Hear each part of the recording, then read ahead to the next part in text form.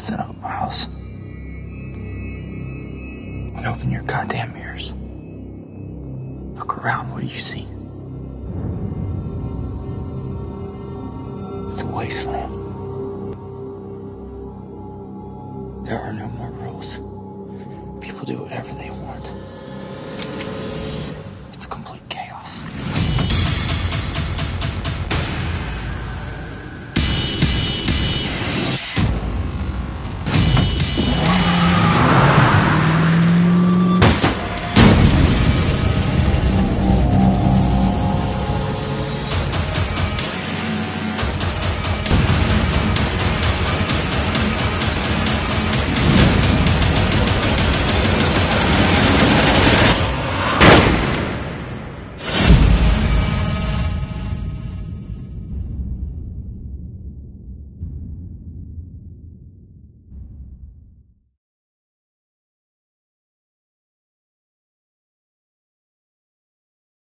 Hey! There he is. You guys are awesome for waiting up for us. And I know you did. I know you really waited up for Joy Score because you know what? You know if you tune into this station that you're going to be happy. You're going to feel better and you're going to raise your Joy Scores. That's what a Joy Score is, by the way. It's how you perceive the world in a really freaking healthy, energetic, exciting way. And this entire program is dedicated to the finer things in life in terms of how to observe teachable moments, how to shift your perspective, how to go from being a victim to a leader in about one breath. That's what it's about. And it's about us learning from our guests. We have two awesome guests here tonight. We have Frank Donner and chrisvonhoffmann. Frank Donner is an Oscar-nominated producer, CEO of Black Box Creative Group, freaking unbelievable marketing people that come up with concepts for the biggest movie companies in our industry. So we're lucky to have him. And then you've got chrisvonhoffmann, who's special kid, special young man who's just creating kick-ass films right now. He's very enthusiastic. He's going to share how he goes about that and how he arrived at where he arrived at. And we have also the lovely Suzanne Toro, who's making this whole ship float.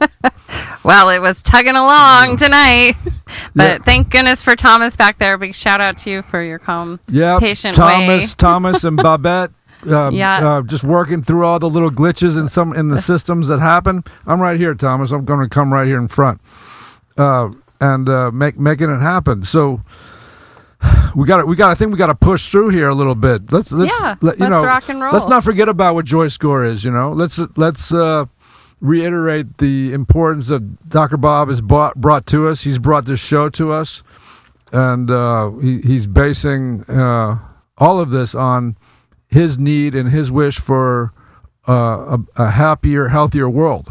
And for that, this whole entire program is a blessing, and we thank him for having the courage to give something like this a go. Although he's got tons of different legs. He's got the app coming out. He's got other books coming out. He's gone games, business to business, lectures to help business people kind of lift their Joy Scores and be happier in the workplace and all that wonderful stuff. So how's your Joy Score today, Thomas? Well, whenever I get to do this, I'm really excited. And I'm excited to get into the guests and to see what they have to offer and how they're going to enlighten us tonight. Because every single week, I feel like I've been lifted. I've been enlightened. I've been they put a smile on my face, and I feel like I said, I feel like this show's a blessing because we get to ask these important questions. We get to seek out the pivotal moments in their life where things look darkest and how the darkness actually directed them to the light and allowed them to fall into the things that they were meant to be doing. I think that's just fabulous. A lot of times if we get stuck in the darkness too long and don't look for that light, we can get stuck. Absolutely. And so this show has a lot of remedies to getting unstuck. Yeah. How to seek that light and know that it's always darkest before the dawn. I don't know if that's actually true. I think it's actually darkest around 3 a.m., but whatever. I don't know if that's true either, but whatever. It's a good metaphor. Whatever. It's darkest before the dawn. So you're feeling good. You're pumped up. No, I want to get Frank in here because these guys come down from Hollywood. It's a heck of a drive sometimes in that traffic. That stupid 405, 5, 110, 710 traffic. So what's some good things that we could do on the freeway to improve our Joy score? Oh, just enjoy Tune into Joy Score. Enjoy the time. And hopefully you don't have to take a pee. Yeah. There's nothing worse than being in traffic and having to take a pee. That's like the worst freaking thing in the world. Well, if you're a man and you have a bottle, you have no problem. A man in a bottle. Right. You better you better not be instant relief. You better not be an A-type personality and clean out your car of all those bottles. Otherwise, you're like pulling over in traffic and standing out there and dangling your dingle in the middle of 405 traffic with 100 people watching and pointing at you. But yeah, the bottle works. I had to use the bottle the other day. Actually, I was like coming down La Brea when I was going to teach the class. And I was like, I don't think I can make it to the bathroom. I was like, thank God for that 2-liter bottle, boy, with the big nozzle. That was always a trick when the boys were young. It was like a Mickey's Big Mouth nozzle, luckily. Otherwise, I wouldn't have been able to do it. It would have been a real problem. I could have peed all over myself. But the things you do to survive in L.A. traffic, it's nuts, right? It is nuts. Well, let's talk about Frank Donner. Yeah, Frank. I'm excited to talk to him. Creative genius. Company that promotes creation. Well, listen. I know him to be actually a creative genius. I've known him since he was an aspiring, successful actor. I've had the privilege of directing him in a couple of things, a couple of films. Directed him at the Improv in a comedy show with Kevin Swanson, his old comedy partner, and this is like going back like 20 years. I got to direct him on a play called Short Eyes, and Miguel Pinero's Short Eyes. I actually got an award, didn't you? I received a directorial award for that play, nice. And he was a lead. He was one of the leads in that play, and the guy kicked butt. So it's fun to watch him take all of that creative energy and all that impetus and run it through this extraordinary company as Black Box Creative Group over here in Hollywood, and he's just kicking butt. And not only that, he's kind of breaking down barriers with in terms of how he hires people and how he finds people and how he leads these people and teaches these people and mentors these people and gives them opportunities in the industry that like no one else can. So for that, he's extremely proficient, and he's an extraordinary family man. He's been able to keep it together. Nice. 2 beautiful kids. You probably saw that in the video. Yeah, beautiful photos of his wife, who's sent those to a photographer, right? Yeah, Carmel. She used to be Carmel McFadden. Now she's Carmel Donner. I like Carmel McFadden better than Carmel Donner, but she's a Carmel Donner now. Oh, I love it. I love that name. I like Carmel. 2 beautiful kids.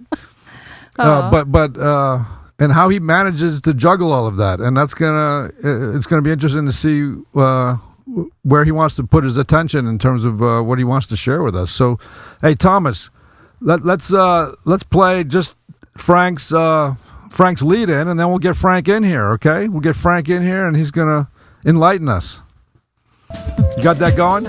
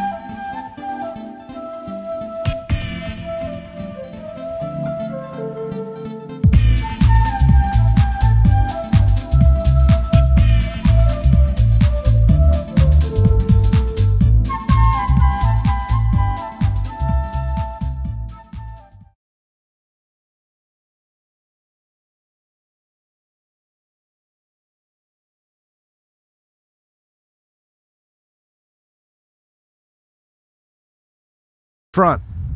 You're up. Which one? This one? Camera 1. Hey! All right, we got Frank Donner coming into the studio here right now. He's going to appear. Hey, Frank Donner! Frank's in the house. Can I bring this? Yeah, absolutely. Frank Donner's Use in the house, that little folks. table right there so it doesn't spill. If you, Okay, thank you. I can put it here. Frank's in the house, I think baby. That's the safest. Hey, everybody. Hello. And there's your headphones right there. Okay, let me put my headphones on. No hurry. But although you might It's be in a live. hurry We now. keep it real. What? Pull that mic into you. Okay. We'll adjust you. You look great. Nobody, can they see me? Yeah. Yeah, I've got we have friggin' lots of things boatloads going of on cameras. around you. Where? Everywhere. That one- Here, up that there. one up there, over there, up there. You can't. Can you see? Like, Pull that mic. Pull that mic to you. It needs to be about 3 inches from your mouth. Like right there. Do I like? How about that? Does that sound good? Pull it up towards you a little bit. Okay, like that. I can stretch Down. it out. Down. Right there. Right All there, right. Right there. Yeah, that's good. Okay. Okay. Let's give Oh, you. look at you. There you go. Okay. I got my black You box got your- sweatshirt right here, man. Nice. Good way Ooh, for okay. promotion. That's rocking. I got you under control over here.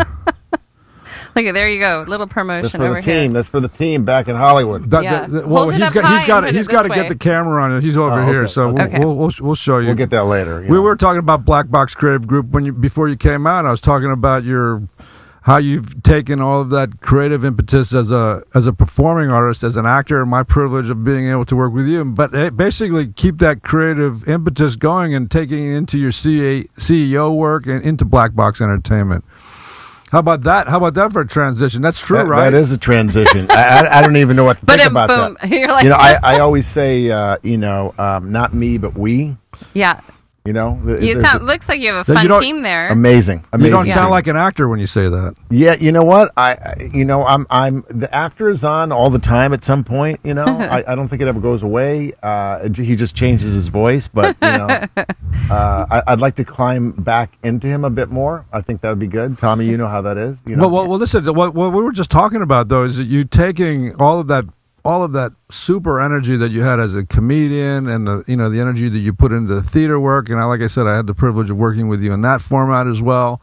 And even in the comedy show, we used cameras on you. We were actually cutting edge, bringing multimedia into the comedy format back in those 90s, right? Absolutely. With that Kevin Swanson, crazy baby. Kevin Swanson, my partner in crime. Yeah, no, we were pushing the envelope back there. Taking the black box theater and then turning it into a multimedia step. That was the cutting edge. What does that mean, Black Box Theater? What are you talking about? Well, the name our company is Black Box, right? And so but that's where it started. Black Box Theater. Well, I mean, my partner and I, Jeff Wong, and I decided that we were looking for a name, and I told him, hey, one of my loves is obviously the theater, and Black Box Theater of the 1960s, was cutting edge. They were pushing the envelope. They would do theater anywhere. They broke the rules. There were no boundaries. And I thought, wow, what a great way to the original pop-up. What a great name for a company. That essentially I didn't know where the company was going because that's pretty much where it went, Frank. I mean, you took that same creative impetus into I guess every time you get a new client, they have new requirements, and you have to wrap your mind around everything that they might need, and that's stepping into unknown territory because they're like passing the ball to you, going, we don't necessarily know what you do, and come up with something for us, right? And that's the other side of it. You got the black box of theater, one part which is the challenging of something new, breaking the rules, doing it anywhere. There were no boundaries. You didn't have you weren't locked into space, right. And then there's the science of a black box. So if you look up on Wikipedia, there's something that comes in. It gets worked on. Nobody knows what the mystery of that is, and it comes out better. So the combination of those two are the DNA of what we call black box for our company. And it can reveal a lot. The those DNA, black boxes. the DNA called black box. Wow, that's very scientific. Yeah. The DNA called black box. It does. It's you sound smart. You sound smart, Frank. I do. I don't even. It's funny when I hear my own voice. I'm like, well, who is that guy? Just wait till we get the surround sound. It's like, where's the actor dude? I want to talk to that guy. I want to be Alec Baldwin. Here's the thing. Okay, Alec Baldwin. We can put you in character and interview each character. Please, yeah. Well, listen, also that energy has gone into raising this beautiful family that you got. Yeah. So that sometimes that takes on a creative impetus as well, doesn't it? Yeah, it does. I was talking to somebody earlier because people always talk about we have a large millennial force. Early on a few years ago, you guys remember everything was about work-life balance, and right. I know for you, Suzanne, and what you guys are doing here, which was really excited about to be part of this, is just trying to find that balance. And I would tell people, hey, look, balance is inside of you. I got 2 kids. I'm still with the same woman that I married, since we've been together. You're so not Hollywood that way. Yeah, I guess so. I don't know. Hollywood is a strange thing, but you find that holistic thing, and my family informs what I do. Right. It sets my mind. I have a great relationship with both my kids. Nice. Tommy knows both of them, and my son and I.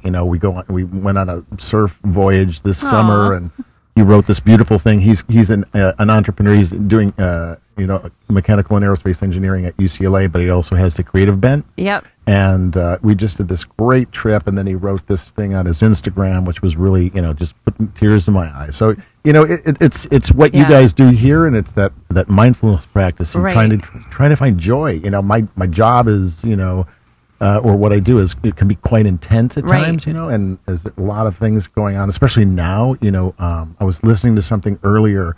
What you guys are doing here is magic, and I was really excited when Tom told me about this, because we put things out there, right? Whether we're writing a book, making a movie, producing a play, and I, with a business partner and a great group of people, got the luxury to put this company, Black Box, in doing some really great magic. But we have a long way to go. It's a big journey. Right. And we put so much time and effort into things, and we want to see it come to fruition. But it doesn't mean that it's going to be the thing that you thought it might be. It could be whatever it is, because you put it out there, because we put so much time and energy. So for where me, is the ship sailed? In that journey, because I think for a lot of people, you get attached to an idea and you think it should be something, but it sounds like for you, it's traveled. It has, it's great to use the ship analogy, because we do think of that. I mean, my wife painted a picture of Mount Everest, so I use the climb analogy, but you can use the ship analogy. So whether it's sailing the ship or climbing the mountain, just happened to be, the 3x5 foot painting of Mount Everest that my wife did, which is amazing. Wow. Carmel, which Tom knows. And that climb is arduous. So where is our climb, or where is the ship? It's, it's morphed so many times, and it's no longer, it has, people say, well, you started the company, and of course, as entrepreneurs and the people leading anything, the idea is when things are successful, you allow your team to look out the window and see the grandiosity that they created. Right. And when shit hits the fan and everything comes back, you go into the bathroom, look in the mirror, and go, okay, take care of that shit. So I'm like, clean up crew. How many times I've had to look in the mirror? But I love it, and where it is, to answer your question, Suzanne, it's I guess it's where it should be, whatever that means. I'm so proud of it, but we're in very interesting times, and we're in our 8th year of the business. Last year was our 7-year itch with Black Box Creative Group. Yeah, with Black Box, and we've gone through some tough stuff. I won't deny my partner and I, who's just amazing, Jeff Wong, who's Taiwanese born, American UCLA graduate, got his MBA SC. He's the best person I could have as a partner when doing something like this, and then I'm so proud of all the people. We've got people going on 6 and 7 years in the business. When we started, and you know what I noticed though? Just from your pictures, just in reflecting in the pictures that I got, there's some common denominators there. You show this. You see, what are you, like the last of 12 children, or the middle of 12 children? Yeah. I'm 8 at the bottom, but you're right. So you come from a family of 12. Yep. So you got this huge, you see how I zoomed in the corner and I pulled back, and I love that. Then you got this enormous family. Well, that's Frank's family. Yeah. That's like his family. And then if you notice later on, we start on the stairs of Black Box Entertainment, and then we pull back. You have a huge family. And we have another enormous family. Yeah. You know what I mean? So it's funny how life emulates your art and your job, and you've managed to totally. How much of a factor is that, where you come from such a huge family, and then how much is that playing a part now in your work life? Yeah, it's great. Do you realize that those parents? Yeah, I do. I think about that. A lot of people say be careful to talk about a company as a family. But more as a team, but I can't get away from it. And, one of my biggest, I guess you can call it an attribute, but also it's a blessing and a curse. Right. I kind of see and hear everything. When I was growing up and amongst 12 people. You were seeing and hearing everything. I was hearing everything, probably stuff like I didn't want to, but you're observant. You become this consummate observer. And the blessing and the curse is that you see and hear everything going on in a company, and it's not always a good thing.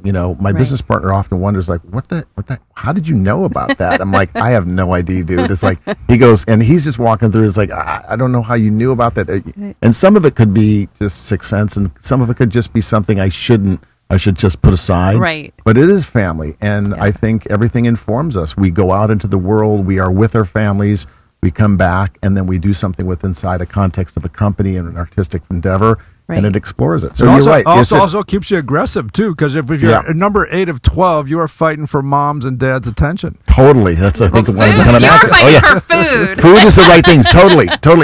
All my brothers. More than parents' attention. Yeah, all my you need to get brothers that are. food. Yeah, my brothers are twice the size of me. So I'm the runt of the family. That's because it's like when there were wings on the table or chicken, it was like you fight and you get your ass kicked. Can we talk about? Can we say swear words? Yes, you Yeah. can. Okay, yeah, and you're like, They oh haven't my, shut it's us going down down. yet. Okay, good. Okay, but yeah, no, it's a good thing. You're right. There's families on both sides of it, and I do look at my staff and the people that I'm work with.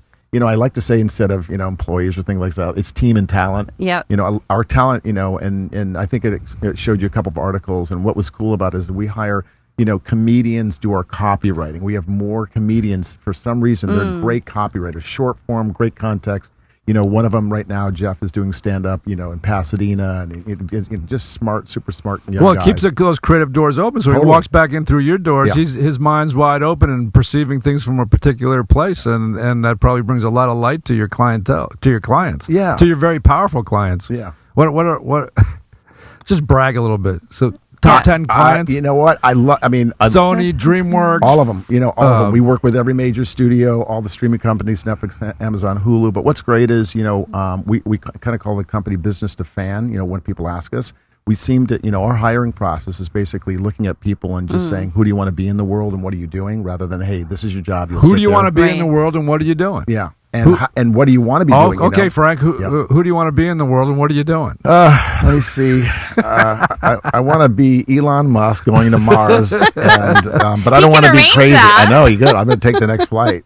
He might not come back. Yeah. But that's what we've talked about, and what you guys do is what I love most about is anyone. I love one-on-one conversations. Even though I have to entertain a lot and be in fact, I just came from something earlier. With a couple of folks, and there was Anthony Michael Key and Peele. Yes. Got married a very good friend of mine who's a producer called Elisa. They got married? Yeah, Oh, they awesome. did. Yeah, we were at the wedding last year in New York, which is awesome. And they're just really sweet people. But it's all about what I love is just being around creative energy. You guys are that, and that's our company. Everybody, I get the pleasure of going into a place all day long with just super creative people, and they're just energy is great, and they're thinking, and that's great for me. I mean, it's a luxury and it's a blessing. So from the time that you're sitting down at the piano and your mom's making you learn how to play piano and singing, and you're jockeying for attention, so you got to sing the best, you got to play the piano the best, right? And then you get this actor bug. When did that hit you? Wow, you just dropped me back to the past because we're time traveling. You hit it. My mom, raising, she was an actor and the mom was an actor. Mom was an actor. Theater, Polish upbringing. She's a literature major as well. She played the guitar, the piano, the flute. She was a vocalist. Wow. You can sing. I love her. She's like an amazing woman. Frank went on tour in Australia singing and freaking doing this Dean Martin gig. You got some Dean Martin? Oh, yeah. Right, come on. Everybody loves somebody sometime. Everybody falls in love. I can't even remember all the things. It's been so long No, ago. you can't. I know, I can't. Well, I was going to go back to what you said about my mom, who's just an angel. I mean, just an amazing and just love her. And she's going to turn 86. My dad turned 88. Aww. Still has a full head of hair. He looks like, people look at him like, wait, how old is that guy?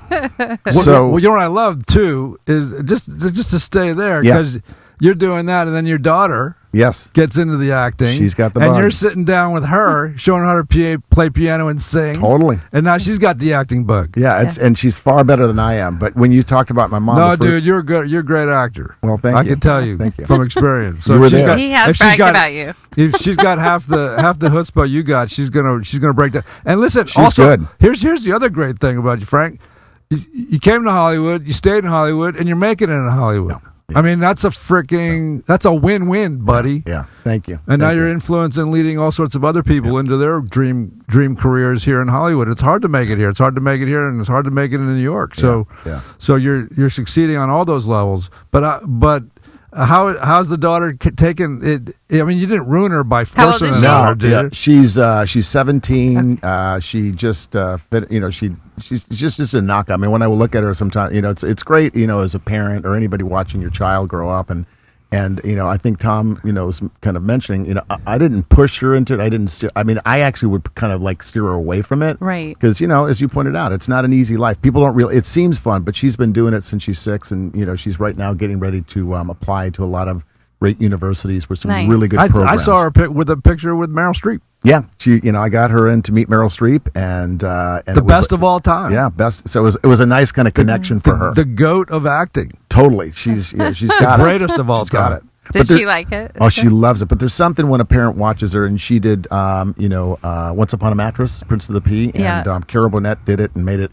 She like embodied Carol Burnett. And here's a 16-year-old because it was a year ago. Why did you invite me? Oh man, I Selfish should have. bastard. I should have. And I'm watching her up there, and there's tears in my eyes because she just knocked it out of the park, and then she got nominated for Best Actor for the Jerry Herman Awards, which is the high school stuff. Right. So she went down. We went all that. Good stuff for with it. Yeah. Sophia. So she's got it, Tom. You'd be proud of her. Good. She's Well, she's the killed next it. one. Yeah. Next one, we You're gonna better give her a go. little bell. Here's Yeah. the Oh, for I your love daughter. that. Yes, thank you. I'll take that. I'll take that. Yeah, but that makes her. That makes And her for the team. That Thank makes you. her a third generation actor. Totally. Yeah. She's she's just knockout. So I'm really proud of what she's doing, and we're right in the throes of it. But yeah, it's great, that generation and passing it on, and the same with my team. It's for me right now. I guess somebody called me. I like, sometimes you're going through the trials and tribulations of life. Where's my own path?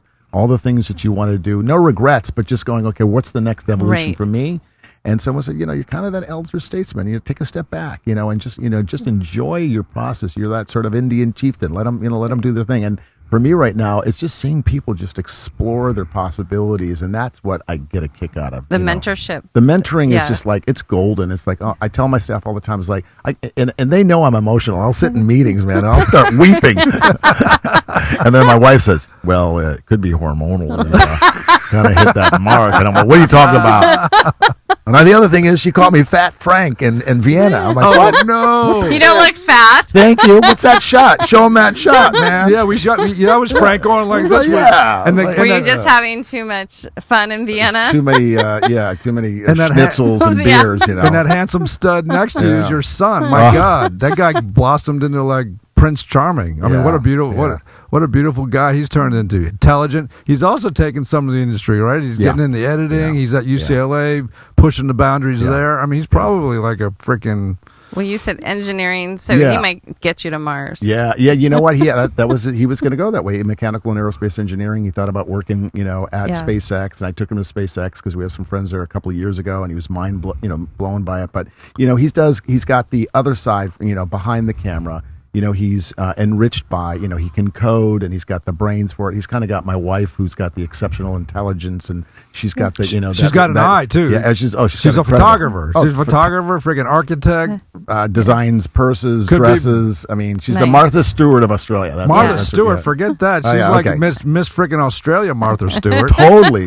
She's I mean, she makes kombucha, and she makes muesli. I mean, it's like, man, Yeah. anything she touches, it just turns to magic. Well, I want you to realize you got a blessed existence there. You're staying on your creative horses through your business. I know that I know you want to get back in front of people, do your poetry, do your freaking get back in the theater. Love that. I want to throw you. You're doing in some I public wanna- speaking, aren't you? Too? Yeah, I do a lot Yeah, of public you do that. speaking, but sometimes I go, oh, this is all bullshit. It's like, what am I saying up here? It's like, because I really want to be saying what I'm saying here, right? Right. But you got to have a forum for it. I mean, Right. a lot of things I'm saying, it's good. Like, I had an amazing, public speaking opportunity at South by Southwest a few years ago.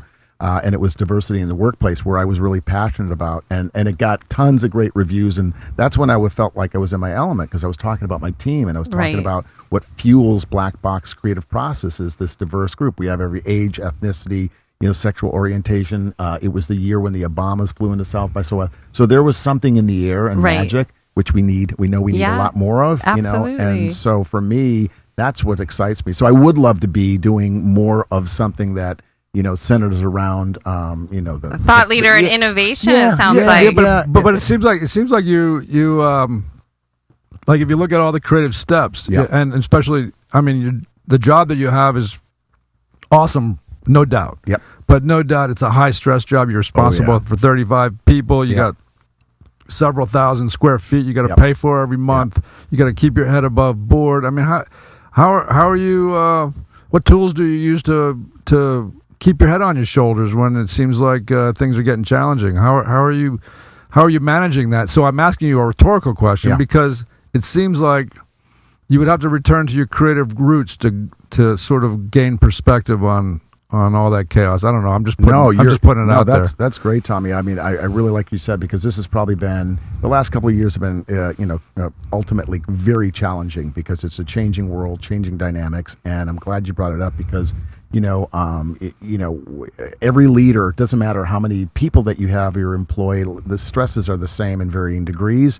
You could be running a country like Obama, but, even a small business person and running a company, that you have the same things. We wake up, he just has a bigger staff, right? Yeah.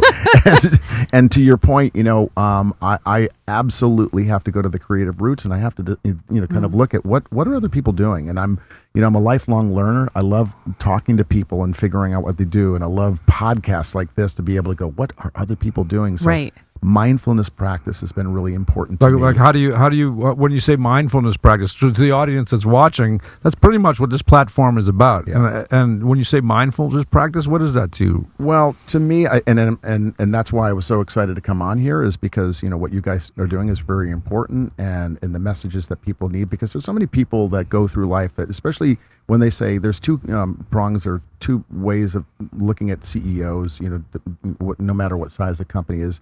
They say, well, it can be very lonely. Others say says it cannot be. And I think there's kind of, for me, a both, sometimes, because your buck stops with you. I don't got anybody behind me. My team is like, we'll just get it to Frank. And so what do you do with that?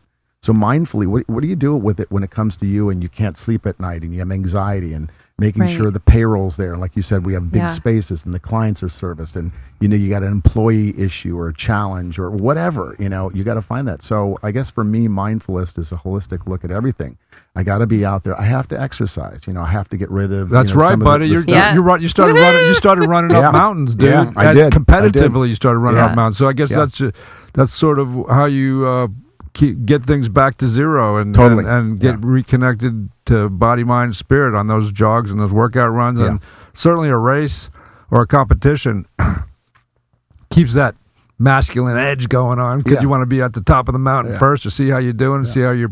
Is that honest? Yeah, no, it is. I mean, and I'm talking to an ex-athlete, so you know what it is. You push the envelope and all the things from hockey to. Well, I don't have a corporation. I'm not responsible for 30. But it hasn't been one of my strong points in terms of even being able to get outside my own box relative to other people. It's always like trying to feed the creative monster inside of me. Yeah. But the stress of it. So you exercise. So what happens when you're exercising? Well, what does that recovery feel like? It feels. I mean, one of the things that, when I first started, getting into what's called Xteros, either these mountain runs, anywhere from 10, 15, 20, 25 mile mountain runs going up 3,000-4,000 square feet. But it's great. It's like, I thought there's no way I would ever get past like 5 miles, 10 miles, and then it becomes a meditator thing. And as any runner knows, do you stop and take a smoke along the way? Of course, man. Yeah. Which brand are you talking about? Oh my gosh, cannabis is legal. I take 2 smokes. It's like, let's keep going. But you get into that. Then you float. Exactly. It's like float all the way to the finish line. But it is that kind of, that experience that you get when you're get into. And someone told me it's like right when you that endorphins kick in, and all of a sudden you're just feeling like your brain is just allowing itself to work through its problems, because the running takes everything else out, right? And so you're only in your mind space, not the monkey brain, but the good place to be, to start thinking and look and taking puzzle pieces. And every time I do that, it really helps me work things out, and I do meditation. I'm not the best at it. I've got some meditation practice. I meet with somebody to do chakra about, once a month of balancing. That's a really good 2 to 3 hour, practice that I do with this person that comes in and kind of does the chakra. That helps. So that's another piece. So what chakra in you is out of whack? I think all of us. I don't know. It's like They're always oscillating. Yeah, I'm not. The person I work with is fantastic, and and she has, she messages all the different things, and she'll talk about specific things, whether it's in the throat. I think the most would see my throat was out of whack. Yeah, the voice, and it's interesting how we talk about. I need a platform even for myself. I have a platform for the people that come into Black Box, and I give them the best platform I can, but oftentimes we forget about ourselves, and I'd like to have that, but not in an unselfish way. I mean, even when I went to South by, some of my team, it was ironic because I have such a diverse team. So this was 2-3 years ago when diversity was hitting the market a lot of places. People were talking. Well, you guys are already at the cutting edge. You were already thinking diversity in terms of ethnic diversity before anybody was even talking about it. You were already there. Someone asked me about it. It was totally natural that I got a call from a group. It's the foundation. I'll remember whether they're here in Los Angeles, and they're doing a lot of things with diverse workplaces. They're like, hey, do you track your diversity and this? And I said, no, not at all. I mean, this isn't about we're going to have this placement, this placement. I said, things are natural because people who come into are looking for a specific type of person that maybe has a heart or a fandom inside them. And it just, there's no racial border. It's whomever's there is the right person, and explore it. And then by just the way it becomes, if you walk into it, it's everything is just so diverse because we're looking for all different types of talent. So we don't really have to go, gosh, we got to get that one person to meet the quota. Right. I mean, we're not a corporation, but it's not that. But the eclecticism comes just by virtue of, what we're searching for and how we do our interview process and what we're looking for in creatives. And creatives, there's no boundaries for absolutely. creative person, right? I mean, what's cool is that you're innately diverse because you're stuck in a position where you have to come up with marketing strategies. Yeah. Yeah. So people with eyes directed in different directions that see the world through a different sphere can certainly become a hero by coming up with a concept that responds and resonates with a certain client, right? Yeah. Is that how you? Yeah, and I bring up, I think I brought this up before. I love to talk about this one, case we had a young talent with us some years ago, Fee, and we were working on pitching for The Life of Pi, Ang Lee's film. And beautiful film, great film. And Life of Pi. You haven't seen that one, people. It's a great book. Yeah, great book. Great book, and find that beautiful movie as well. You guys came up with the marketing campaign, the aftermarket campaign for it. This part was about basically just getting into the pitching process. So we got we come in and we get an opportunity, right? So we have to read the book. There's no script at this time. We're just reading the book and coming with some ideas. But what was cool about this, we have a specific type of brainstorming process that we use at Black Box. It's our way. It's kind of our internal IP, if you will. Is that inspired by your creative experiences? Your secret sauce. I think a lot of it, and I give credit to our creative director Raymond Sanchez and a lot of our early team. So, but I do think there was a lot of play in the early days that was from acting. The ability, because you got to get up and play. You got to stand up your feet. And you got to move your body around. You got to think. And you got to feel it. You got to feel it, and so you have to embody it. So that we were going through this thing, and Fee was started to talk about a story where she had to leave Vietnam, and she was fleeing the country with her parents, and she was a 7-year-old girl, and she's crying, and she just explained this whole thing. And it was kind of related to the whole Life of Pi experience, and she just broke down into tears. But that just started to inform our what we were going to do, and we launched some just magical ideas. And there's so many stories like that happened where we're winning the day by really embodying what is being asked of us. That's beautiful, Frank. Yeah. That's kind of the Tao, like really transmitting the true essence, versus pretending. Yeah, no, right? I mean, it was exactly that. It was, and I love that. I love the Tao aspect, and I love going into things like that. And we haven't even scratched the the surface because there's so much more. Well, how much more? That's exactly what a great actor does. He's got to embody in order to have a sense of what choices to make. Yeah. Right. So as you analyze a piece of material, you must touch your heart within your empathizing with the characters in order to have some insight into what to do when you're on a set. Yeah. So what you just described to me feels just like that. That's amazing. Yeah, and the whole process, obviously getting into marketing, digital marketing, this wasn't my background, after working in theater acting and going into producing films, falling into marketing was a kind of we just kind of fell into it. But it's really interesting because it's morphed so much from the days of just print and advertising 60 years with a billboard.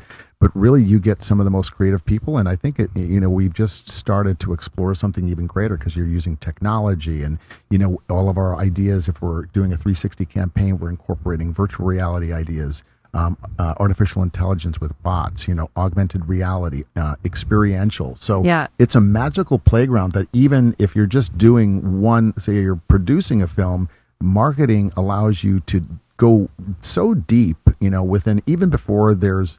If it's just the kernel of the idea or maybe they have the script, we get to explore so much within the context. And there was a time for a film that we did some years ago where, just a brief story, where they came to us, we pitched for it, they loved our ideas, but we changed something within the context of what the script could move into and take it into their... And they were not offended, but they're like, no, we can't really do that. And I think it was, don't quote me, 3 to 6 months later, they came back to us and said, we really like what you did. We actually changed some of the script. Yeah. So not that marketing's job is to do or change somebody's script, but it did inform it and it allowed for some of that. So that was a big deal. Well, that's a key point because when you're, putting together a brand or communicating a marketing strategy, you're shooting from the guise of how do we engage the consumer to even step into this product or this movie or whatever. And so that's very helpful, I would think, from a filmmaker standpoint to know that. No, it's the fun ride because you get to explore some of different,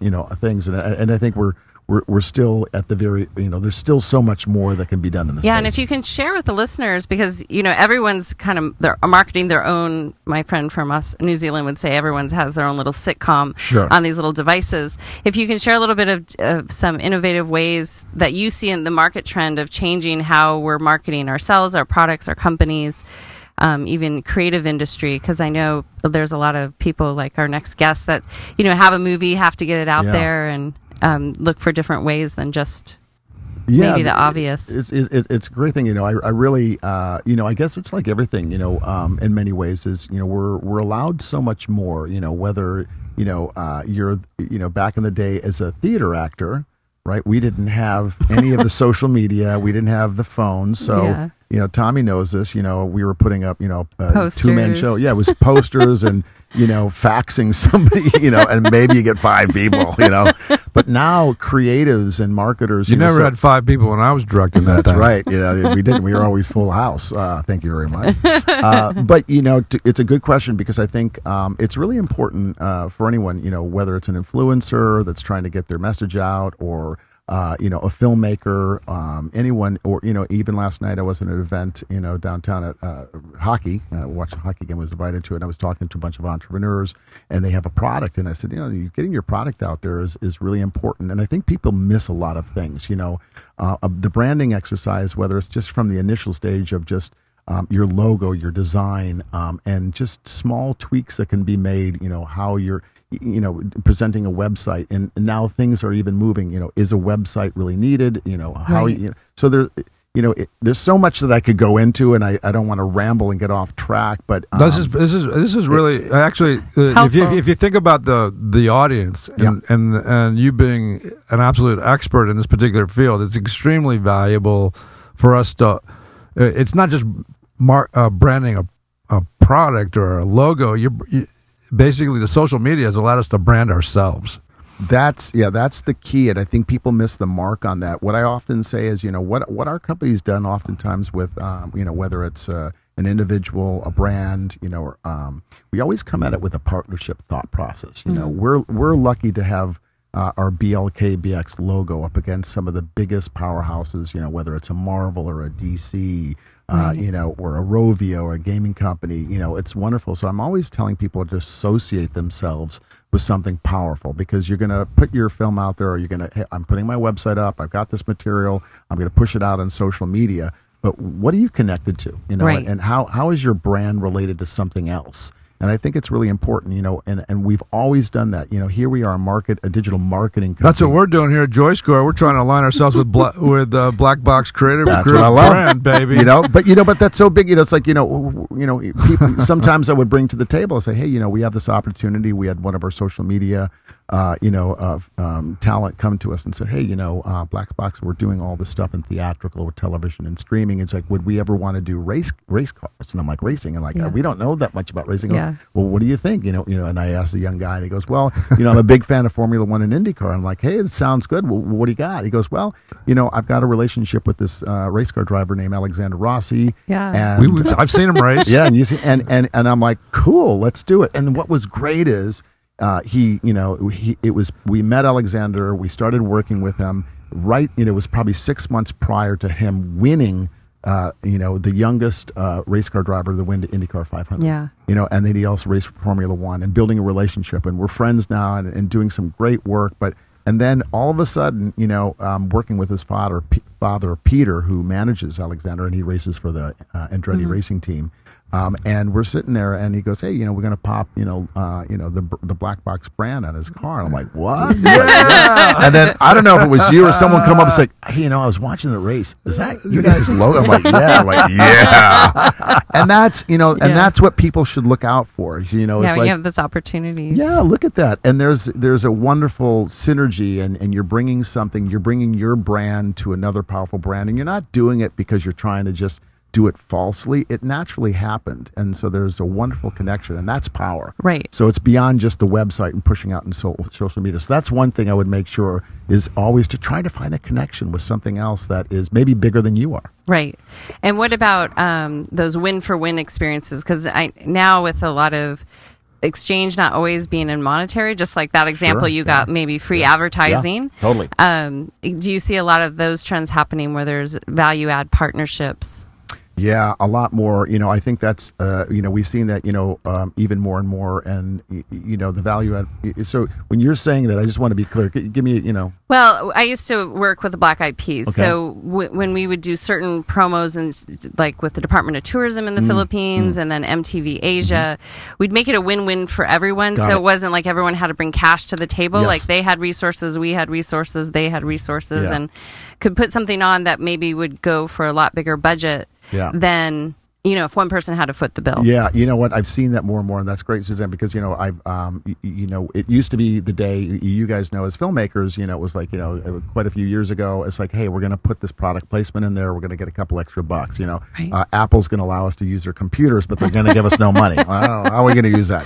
But that was great in the product placement world and all that, and it still exists, and it's, sometimes it was too much in your face, but now what you're saying is there's so much more opportunity where everybody wins, and we look to explore those even in our marketing and ideas. And I think even from the standpoint of people who might be listening and have a film or they're an influencer, the win-win is magical. Yeah. And I think it actually is magical and ethical and really kind of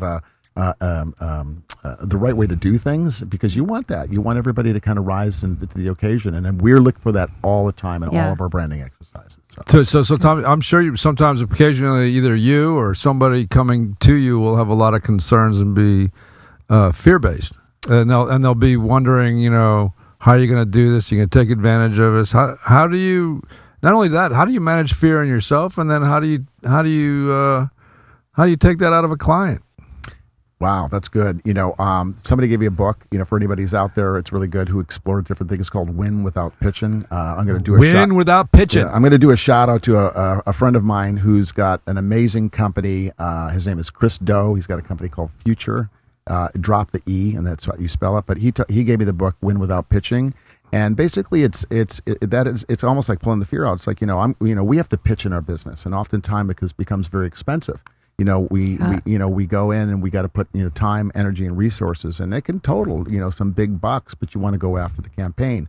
But if you build a relationship and you take the fear out and you're talking to a client, or in this, I like to say partner, and you're really understanding what they need and their wants and what keeps them up at night, and you're building, a really sensible relationship around the win-win factor, that you don't have to pitch. And so pulling out the fear is really understanding deeply what they want, but not just because many of these people are in a position that they're working to achieve something, but the want also has to be personal. You have to build a relationship with the individual across the table. You're not just talking to somebody, oh, well, it's Joe at Fox, or it's, Susie at, Paramount, and it's like, no, these people have lives, they have kids, they got into the business, they're just like us. You got to figure out, and you got to help them. And one of the things my business partner Jeff Wong and I talked about, we really have a big thing about client service. We're a client service business. Yep, that's right. And we used to say we get our clients promoted. And there's been so many people along the way, so like a lot of my friends, make a hell of a lot more money than I do. and they're in these great positions at all these studios doing great things. And we were there to help them along the ride. And I can, count, half a dozen where we're just so proud to be able to have supported them because they had a mission. We backed them when they called at midnight and say, and I can tell you so many stories. We were working on a film for an executive at Sony. He called at midnight. He already knew we were slammed to the gills, and he called my business partner Jeff. They're good friends. He said, "Jeff, I need your help. We've got to get this, the film out." And I'm blanking on the film. I'll think of it in a minute. But he called up and he said, "If you say no, don't worry." Oh, it was Captain Phillips. And little film, Captain Phillips. That was a huge film with Tom Hanks. And he said, "Can you help us?" Brilliant film. Yeah. If you haven't seen that film, make sure you get to see Captain Phillips too, because that Tom Hanks that's one of his best performances ever. Yeah, and I like to tell that, because he said, "Hey, and I know you guys are busy and it's late and you got a lot of things. We don't know where this film's going to go because it was still in the early stages, but we think it's a good film." And he said, "Can you help us out?" And so Jeff did the polite thing and came to us and the team and said, "Hey guys, I know we're cranking it. It's late. We got a lot of stuff, but." We got a call, and we're like, let's do it. Everybody, Ray, our creative director, everybody jumped in and said, let's do it. Let's make that. And of course, that film went on to win. Yeah. Oh my God. What a great feather to put in your cap. So does that answer your question a little bit? No. Listen, it's invaluable insight, Frank. So that's how you alleviate the fear in your clients. So what are you afraid of? Oh man, fear. You're gonna reveal. Fear is. It's really interesting you say that because me, Tommy. I love talking to people. I can't stop for a minute and not just engage somebody, a person. Whether it's when we have this incredibly this homeless situation going on that we got to fix. But I was at the Dream Hotel, which is over in Hollywood, and happened to be chatting with the guy behind the bar, and I had to make a call, and we started talking, and somehow the fear topic called up, and he said, "Oh yeah, he's at a working place, and there was a plaque in the office, and there's 10 points, and the first point was, and it was by age, and it was a 6-year-old kid, and there was a little quote, and the 6-year-old said, how do I hide my broccoli in my milk? And that was his thing. That's all he wanted to know about. How do I will milk hide my broccoli so I don't have to eat it? And then there was the 89-year-old man that said, it's something to the effect of that, everything that I thought that I should have feared and worried about never happened. It never happened, and I wished I didn't worry about it and fear about it. So I do have anxiety. What you afraid of? It's interesting, and I want to see if you can pull it out of me, because I know that's what's great about it is I don't know if I'm afraid of anything personally. Wow. Personally. That's enormous. Yeah. No big mountain lions when you're running. What I do have fear for is anything that might affect those that I'm closest with. So my personal fears are if I was solo, loss of, right? That makes sense. Because your children, your wife, maybe your staff, your team. So what are you afraid of? So are you afraid of losing something? You're afraid of compromising a relationship? Are you? You're a CEO, so you got to be sweating it out sometimes, right? Yeah, my business partner, luckily, I said, I've got an amazing team, an amazing business partner. I've got people, who just do amazing things. And this is again, I talk about Mount Everest and all the zigzags of trying to get a company up this, this damn mountain. And, there was some agreements made early on with some people, hey, we're going to do it. And, some of those people fell down the mountain. Some of those people lost some fingers, but we're still climbing. So, what am I afraid of? Is it fear, anxiety? Sam? No, I'm not. I don't fear that I lose anything because I'm still with the same woman that I love, and she's amazing. And shout out to Carmel McFadden. That's what she goes by. She's just we talked about her before you came on. Yeah, and my kids. That's all solid. I would fear, is what's the journey for this company and what's the journey for me? So the fear is, will I be enough? I tell my team honestly, hey, I'm a guy, man. I'm only as good as you guys are. You said something really important. Am I enough? Yeah. Yeah. Am I enough to lead this thing? Sometimes I wake up and I'm like, am I the person, am I the right person to continue? And I'll challenge my team, in bigger corporations, if a CEO doesn't hit profitability markers or something like that, they're like, yeah, thanks very much. They get golden parachutes. I get my ass booted out the door. I don't know. I was like, so, that would be a fear. I think that's interesting. So, I mean, how do we simulate whether we're enough or not? How do we come to terms with, how do you come to terms with that? I think, for me, what is the step out of that paradigm? Where do you put your attention when that comes up and it grabs you? Great question. I've been wrestling with that probably more now than ever, just because of all the things that going on. My kids are growing, right? So, Sam's pretty much going to be on his own. And after this year, my daughter's going to be heading into college, so there's a little bit of empty nester thing, which may bring up some of that. The challenges at work and an ever challenging, marketing is shifting sands. It's dynamic. A talent pool, they come and go. And there was a time where, hey, you work at a company 7 years, that's a good thing. 5 years, hey, I'm going to work here for a year, got to move on. It's like, so you have to deal with all these things. And I'm so attached to people that when they leave, it's kind of heartbreaking for me. And if they leave because I didn't do something right or I tried to, we had a retention problem in 2017. I totally understand that. So sometimes I'm working with a client for several years and they start freaking kicking ass and then I don't hear from them again. Yeah, but it's not like that. It's more of a human dynamic, like that energy that you've been nurturing. Yeah, is no longer there. Yeah, it's not. But I think you hit on even a bigger point, and that is what we do as artists. Yeah, and and how you're taking your artistic brain and you're bringing it into your corporate existence is stepping into the unknown. Yeah. And that seems to be whether we're facing our last moment on the earth or whether we're waking up in the morning wondering if a client has dropped us that's going to pay our rent, or whether we might lose a couple of employees. You walk in the door one day and all of a sudden 3 or 4 people are gone. It's like, why did they go? That's some issue. They had to go, they had to run. But it seems like stepping into the unknown is the thing that might challenge us. But then what else is there? Yeah. Why else would we use our creative impetus? When do we need to pull on our true creativity? It's when we don't know. And we have the courage to sit with that and assess what it is that we actually have left in our lives or what we have actually going on, and then just taking that next first step. Yeah, yeah.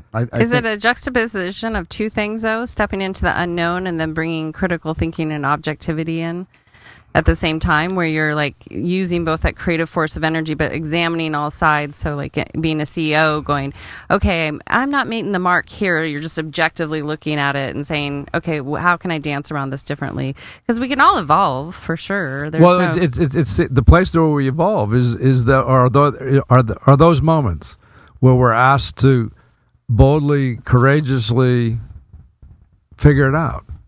Yeah. And your greatest moments, or I guess as a human, our greatest moments are the moment where we do figure it out, or we do redirect ourselves, and it might take us down the road of doing something else entirely.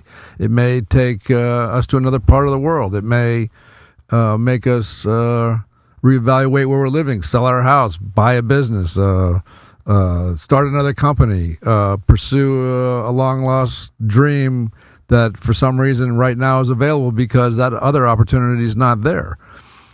But just to our listeners, that unknown space is where all the opportunity is.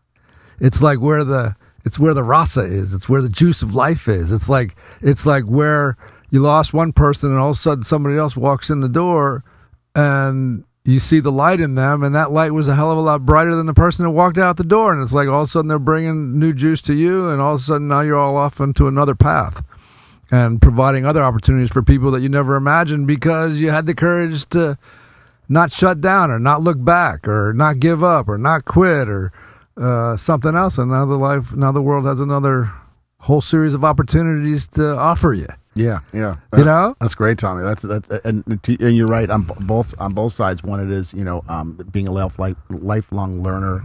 I've always had personal coaches, which is the other side of just for the mental. I'm part of the UCLA Anderson Business School CEO Forum, where you're meeting with 15 CEOs and you're talking about your challenges. And what you just said is really kind of what's happened recently with Black Box. The way you articulate it is great. People coming in, but then new blood coming in, and re-energizing things and re-energizing yourself. I feel, my voice is taken. I would love to see, I guess for myself, when I'm my fullest self, the Marianne Williamson quote, right. We kind of fear the light. And, what you also said, the thing that we can fear the most is actually the most extraordinary. It is that unknown. I guess for me, the fear that I live in is I don't mind the unknown, and I'd like to go deeper in it. But as I go deeper in it, I have these other things that I might consider, which are the family, the people. I don't go and rush foolishly, and I'm not doing anything, and just jumping off a cliff without looking that there might be some water down there. But that's the other part. I'd like to go deeper, farther, and how's that parallel with you standing off stage, getting ready to come onto stage and live in another paradigm? It's kind of similar, right? Because there's all that anxiety off stage, right? Totally. And then it's like you don't know what's going to happen. You don't know how the audience is going to respond. You got to trust your preparation. You got to step into the unknown and see what happens. Yeah, I took one of our talent out the other day for lunch, and he goes, "Hey Frank, some of your speeches, you did, and I wasn't all the fan of it, but boy, when you do some of these other ones, and they're the small, right, it's like magic." And I'm like, "Well, which ones didn't you like? Let me see if I can fix that." Because you're right, you got to stand up. There's been time where I'm standing up in a mixed bag of tricks, and it's like being a stand-up comedian. I'm like, "Hey, I'm going to try to say what I want to say." And you know what's interesting? My business partner said this. He said, "Frank, when you're truest self and you're saying what you're saying, it's magic." And he knows when I might have borrowed something. And I do that out of maybe fear or anxiety, like I'm going to borrow something to say. But, when you're full of self, and I would say to all the listeners that are doing whatever they're doing, it's like, just do it. Just fuck it. Do it. Be yourself. And I have to hold myself accountable to that too, because oftentimes being an actor, being a comedian, being somebody who grew up in a large family where you might want to be careful about being yourself because you might get caught out on something. But working with you, Tommy, you do that. And you bring out the best in talent, and I think that's an important. Well, that seems like that's typically what you're doing. But if you're anxious, or you're thinking that because the world has adjusted itself around you, that your inability to all of a sudden adapt takes us back into sort of a primal, baboon state where all the baboons congregate on the mountain afraid that the panther might come, so you got all the big macho baboons running around like acting like they're going to protect all the females from the panther that could be around the corner. But it's proven that those baboons are very conscientious and actually fear-based, which sets up a whole nother type of a culture that doesn't function on a creative level. It's like, and so the escaping that primal posturing, and then having the courage to step in and trust that all of this earthly wisdom that you have as a human being, and then trusting your education and understanding that, just like an actor, having to adapt to the reality of what actually is happening on stage, and taking that into account and letting that nuance your performance is a good metaphor for life. Like you don't know what you're going to get when you walk into that place with 35 people, and all of a sudden, wow, I wasn't expecting that today. And the success of that, your entire corporation rests on your ability to adapt. Yeah, that's great. When you were talking, I was thinking of a story. I used to have, Tom, this, I was running a much larger organization called Mosaic Digital Studios, and there was a flagship called Electrofilm. We were at companies Leipzig, Cologne, Stuttgart, Babelsberg, Berlin, London, and and I was president of a division, and I ran things very differently. I ran things in that sort of macho type of situation. I was the boss. I had a lot of control. I sat at the head of the table. No one touched that table or that chair. I had a boardroom. I walked in, and I had the posturing, and and I had the authority behind it. And then I get into the small company with a bunch of millennials, and a couple of times. What softened you? Well, this is it. I mean, what softened me, I come into the room one time, and someone's sitting at the head of the table in my chair, and I'm what the You didn't push him off? And I'm like, I thought about it. I did a little posturing. There was a little time like my ego go, you know what, that's the chair for, and I almost want to say, you want that chair, you can have the title that goes with it, the responsibility. But I also said, is that it? And then what Tom just said is, it's a creative company. And I had to adjust my ego, and we still have some posturing. With what is ego? How are you perceiving that to be an obstruction to your ability to be effective? Which is interesting. I guess it goes back to that voice. I think when ego disappears is when you're completely sincere and honest about who you're yourself. You know it. It's almost like, the ego is the thing that sneaks in that protects you, like that baboon story you told. It's like, it's a thing that it's almost like a protective device. It's like, I got to put up, the front. The ego becomes the thing that is my shield and my armor, and when I pull it down, I'm not safe. But when you pull it down, you're at your most powerful self. You're creative. Yeah, and you're creative. You're creative at that point. And we're not even, we could do so much more, and there's some of that old, guard bug in our company that we're trying to work with. We're working with somebody to help out. We're trying to do different types of things within the company. We do a lot of different things with our staff. So how do we identify the ego? How do we identify the obstruction? So there's been a lot of thought put into that. So basically, the ego has to come from a preconceived notion or a series of ideologies that are locked in our educational aspects or in a procedural aspect. And so within a certain procedure, we have our expectations that things have to be as they are in order to do the things that you do. So like if you have a like, or somebody knows what you don't like, so your vulnerability is going to exist in understanding. If somebody understands what you don't like, they have control over you. Right. So or what you're afraid of, or what you're afraid of. Now all of a sudden you've limited your ability to adapt. Blinders come on because now it's just this one concept. That's not actually existing in the space that you're working in. Right. Or having to adapt to. It doesn't allow for an adaptation. It doesn't allow for a creative solution. It doesn't allow for the nuanced ability to say, wow, that person's hurting, or that person is in a certain place in themselves. How can I help them? It goes, I'm not interested in helping you. Get out of the way. I don't see you. So the blinders of the ego is, I don't see you. You must obey my principle. Right.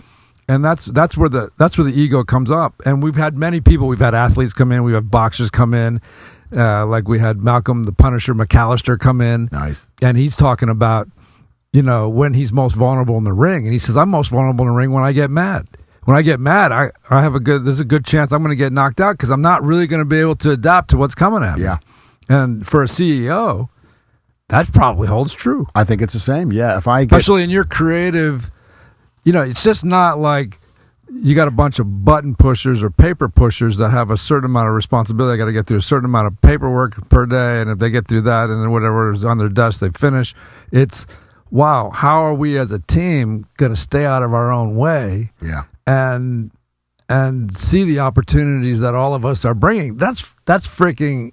It's like an ensemble. It's like a great ensemble. Yeah. When it's working well. All it takes is one ego to stop the whole train. Yeah. We got a little bit of that, and you're right. And self-importance. Well, it's inevitable because if that's out of the way, then there's a level of freedom that that can exist if that's not there. Yeah.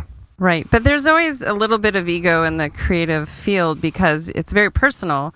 When I was in architecture and design school and, the different projects I've worked on clients, you have the client's ego and then you have the creator's ego a little bit that's driving, and some of that's necessary for. No, you're right. With I think with lead creatives, especially like an architect or design schools, is that ego is, for whatever it is, it's a powerful force. It's and you think about some of the great, Frank Gehry has a huge ego. Well, let's preface that a little bit. Now you're saying ego is definitely a part of us. So it's there to serve us in a particular way. So there's a concept of egoist, when the ego aligns itself with higher states of consciousness. And so that's when you get the powerful artist, because what it is that his ego is now attached to his creative impetus to adapt. And so there's a difference between an actor off stage and one that's going onto the stage. A great actor off stage and a great actor that enters the stage. The great actor off stage can posture, but the great actor, the moment he steps into that realm, he must be free of it. Otherwise, he won't be able to adapt to the reality of his circumstances, and the audience won't experience them, and his entertainment value will go down the toilet. Yeah, you kind of hit both sides of it. I think you're spot on. One is the ego for the individual. If you're an individual artist, you might be able to do that and use it for whatever, like in the purpose of a great architect or an artist or an athlete. But when it comes to play in a team environment where everybody is important to plug in their ideas, that one strong ego, if it's personalized to that individual, it creates tension, and it's kind of that dark cloud. It doesn't allow for the play. It can be helpful, and it can be great in the room if you understand how to use it and put it in check. But if it dominates a position, then freedom can't play. And I remember there were times from when we were evolving as a company, there's the explosion when you start a company. We started a company in 2010. 8 years ago. When you started, there's magic and fun, and then there's a little drama as you're checking yourself, and by year 3 you're getting a stride. When 2015 hit, it was just exceptional. We had people singing in the hallways. People were dressing up in characters to win a campaign. There was the article that I sent you where we were doing I think it was Barbershop, one of the Barbershop film series, and I told the team, hey, if this is going to be really fun. If we win a 360 campaign, I'm going to shave my head. And they're like, no. And I said, no. And I had long hair. You remember I had my long. Yeah. I said, no, I'm going to shave my head. And they're like, okay. And then I remember getting a call from one of our producers and say, hey, get the shears ready. You're going to shave your head because we're in the campaign. And I bring that up because it's a team environment, and if you can have an ego, I guess, if you're going to use it in the proper way. But in this environment, when we were at our best, there was an energy, and you guys know, since you're an ability to take risks too. Yeah, you got to take the risk. But I was going to say, like, you walk into a company or into environment, you can almost smell success by the way people's body language is and what they're doing and how they're talking. And you can walk into a room and go, man, unless it's just they're doing coding and they're like, but if it's an environment that's creative, you can see how it's going. And the irony is, in that point, in our most optimal point, we were winning every single campaign. Nice. We were knocking it out of the park. The team was energized. You're in that sweet spot. Man, we were in our sweet spot. And then you hit, kind of the growing pains. You grow too fast. You have to, So now we've optimized and we're in it. We're trying to get back to that magic, but also at the same time, profitability is key. You want to keep that growth and opportunity. That's where the objectivity and the playfulness go well together. Yeah. And it's fun. But I really like how you position it. That it is theater. It is going on stage. And as leaders, we have to go on and we have to be on point. And you can't come in restful. And I read so many different things about articles that are making better leaders or positioning voice or meeting up with other entrepreneurs or creatives. You have to be a lifelong learner if you're going to be in this business. I think the thing that I would fear is if I ever stop doing something, because I think then I've really don't earn the right to continue the march and have the success. I think that's important. I think you got to do these types of things, and you got to get out and meet people and inspire. And I feel if I've done that to the fullest of myself, then there's nothing more than I can be proud of it. And then there's no regrets. Getting up early in the morning, getting up at 5:30 and hitting the gym and making sure I get my exercise and then do my meditation practice and read before that and work with my team and take a call at night. And I tell my team, my senior management team, if they need anything, and I was talking I was doing a mentor session in the car ride over for 45 minutes. I'm mentoring one of my executives on, and it was great. It was fascinating. Just talking to making sure oh shit, I better make the right turn here. But I love that. You're in San Diego. Yeah. And I was like, wait, how did I get here? But I love that process, and I think that's important. And I don't think if people just stop and I want to do that forever. Someone said, so hey, what happens with the company? Is it an exit strategy? I said, no, I want to see this thing going. I want to see someone else take it over. Yeah. I want to see one of my leaders in here just continue and that brand, and I want to help them and guide them. I'd like, if I'm 85 or 90, I want to still be coming in and go, hey guys, how we doing? What do you got to go like a 127-year-old grandparent, don't you? Right, yeah, don't exactly. You? I do, yeah. You do, like 150 yet? Exactly. So you'll probably be around for a long time. Exactly. So listen, I mean, we got like just a minute or two left. What do you want? Is there anything that you've left on the table that you'd like to share with us, or think about our audience? And well, we had a guy write in. This guy Shanghai Jack is like writing up a story. Great! What did he say? Cool. But he wants to know what he can do to help what you're passionate about. Wow, what he can do to help what I'm passionate about? What people can do to support you. Your mission. With my mission, come see us, come to Black Box, come play in our space, come be part of, a story. I mean, one of the hard things is my staff think I'm nuts because anytime I meet someone, I get inspired. I think we interview them. I'm like, we don't have enough time. It's like if we bring, I love people being part of it. I also think it's a two-way street. I want to be supportive of other people. So I think, we're here to kind of all lift each other up. So that thank you to the, to the listener. But I guess it's, what have I left on the table? We've said so much. I could sit here. You've dropped some serious dimes here, and it's really beautiful. How you've taken us into this particular type of a journey that maybe somebody might have perceived to be stale or static, but understand that anybody that endeavors into even the marketing aspect of this industry, and if they were creatives or they still want to remain creative, that the marketing industry is a place where you can actually exercise that to the fullest degree. Yeah, I thinking of what the caller had said and what you were saying and what I had left on the table is maybe a couple things that come to mind is, it is a journey. I'd like to see, here we are and peeking into the future. And what does it look like for me? And what is it, and then also, what are the things that I've wanted to do with my own voice is to show people how much we care about what we do, and if there could be an exploration process, a documentarian that comes in and sees what we are, because we're doing some amazing things. And I know creative companies like us, they have similar qualities. There's a lot of companies that do what we do. I think we're a little different, but there's a story to be told for all of us. I'd love to see, I'd love to see someone come in and engage our staff and have a chat with them, and maybe it is something, and come and see where we are. We're on a studio lot. It used to be Buster Keaton's film studio. There's 65 companies. Johnny Depp has a little place there. Amy Poehler, Noman, which is a visual effects school. Alec and Darren are my buddies. Shout out to Noman. They're an amazing visual effects school. There's Edge, which is a dance school. It's probably one of the #1 in the nation. It's just a lot great of creative fun. energy. Tons, and it's an old studio lot. It's still, it's got, it's like my wife calls it a rabbit warren. But the space itself is just a story. And then here we are, this modern, creative, energized company within this 100-year-old context. It's kind of cool. Hey, listen, you came to the right guy. Just ask me to set me up with the budget. Okay. I'll come in for 6 months and make your freaking documentary. $50. $50. You cheap bastard. A lot of fun. That's the tribal way is to pass along stories of how you do things to other people so they can become inspired and learn from those ways. That would be a fascinating. You know what? That's great. I'm glad you brought that up. I would love to do that. Someone said that, and I think I was talking with my CFO. He said, to pass on that story. It's like, we've done a lot of things, and I know a lot of entrepreneurs, but I don't know what happens tomorrow. I'm excited about it. I'm hopeful about it, but there's a story to be told, and we've learned a lot, and I think there's so much more that can be passed on to people. So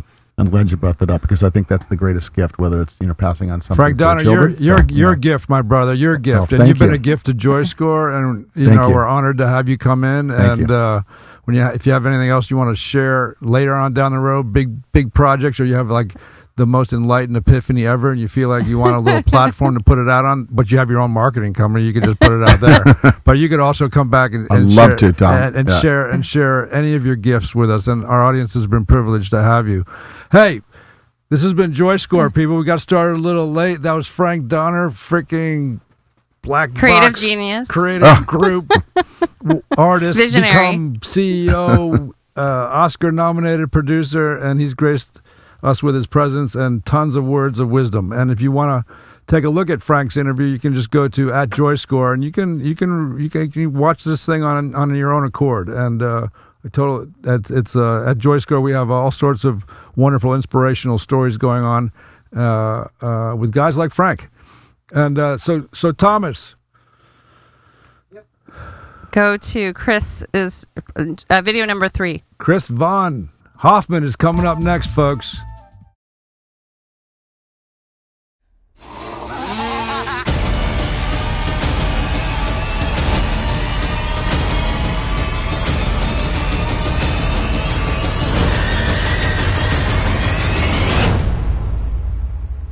I'm ready to make the Dawsons great again.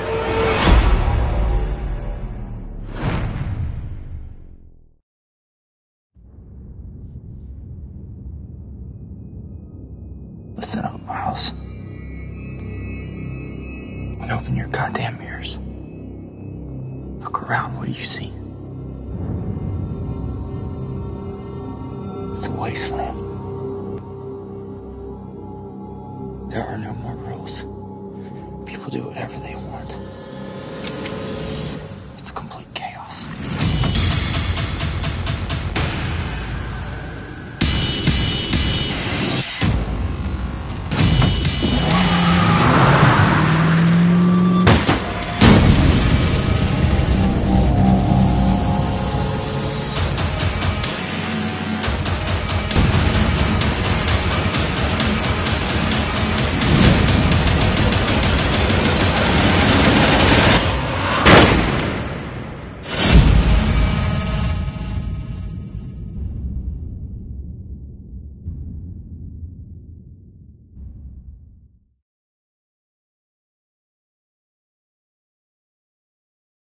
No. It's up Oh, it now. is? Oh, Yeah. okay. You can rewind it.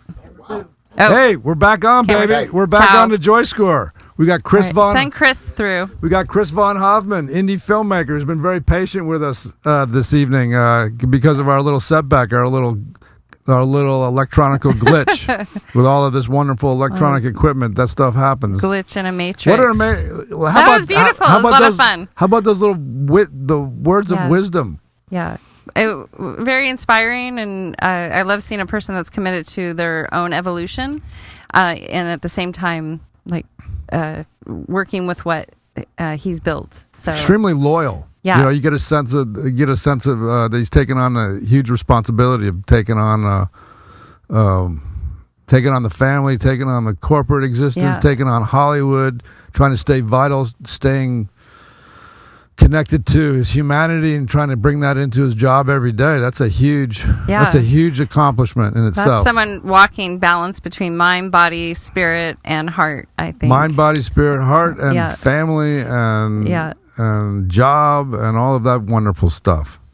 I mean, I know he's got some good quotes in there, because I was hearing what he was saying. I was typing up stuff, and What'd you type up? What'd you find? Well, the one I really loved was that he put in here. I got to find it because we've had a lot of writing on the wall here. When you pull down the ego, you are in the most powerful place with self, or your powerful self. So when you drop that ego, you're in your full power. Nice. I love that. I love that. I think that's reminiscent of that play energy, allowing that play to be there versus being into some, posturing or trying to control something. Yeah, that was interesting how he would manage to deal with the fear aspect, and then connect that to the ego aspect, and then watch him sort of work through that, and then understand what he's stepping into every day when he goes to work. Yeah, well, running a company like that, you're like responsible for all those people and all those mouths, so that's like this great place of possibility. And then also, like, I think I sense that he takes full responsibility for that, as if they were his own family. Extremely. He's fun. It's been fun watching him grow as an artist and spread his wings as a entrepreneur, and then into this very successful Black Box Creative Group. Well, and I would think that you had some impact, because your gifts of teaching people how to be present and step into their craft I really do feel such a crossover to everyday reality, even running a company. Well, on a high level, if you need results, but I don't, it's sort of when you're dealing with artists working together, trying to figure out what that magic algorithm is to that audience. Anybody you're working with is always teaching you. Right. It's a constant learning moment. It's so many teachable moments, but we're actually teaching each other. The teacher-student thing goes away. It's like who's teacher, who's student. Yeah.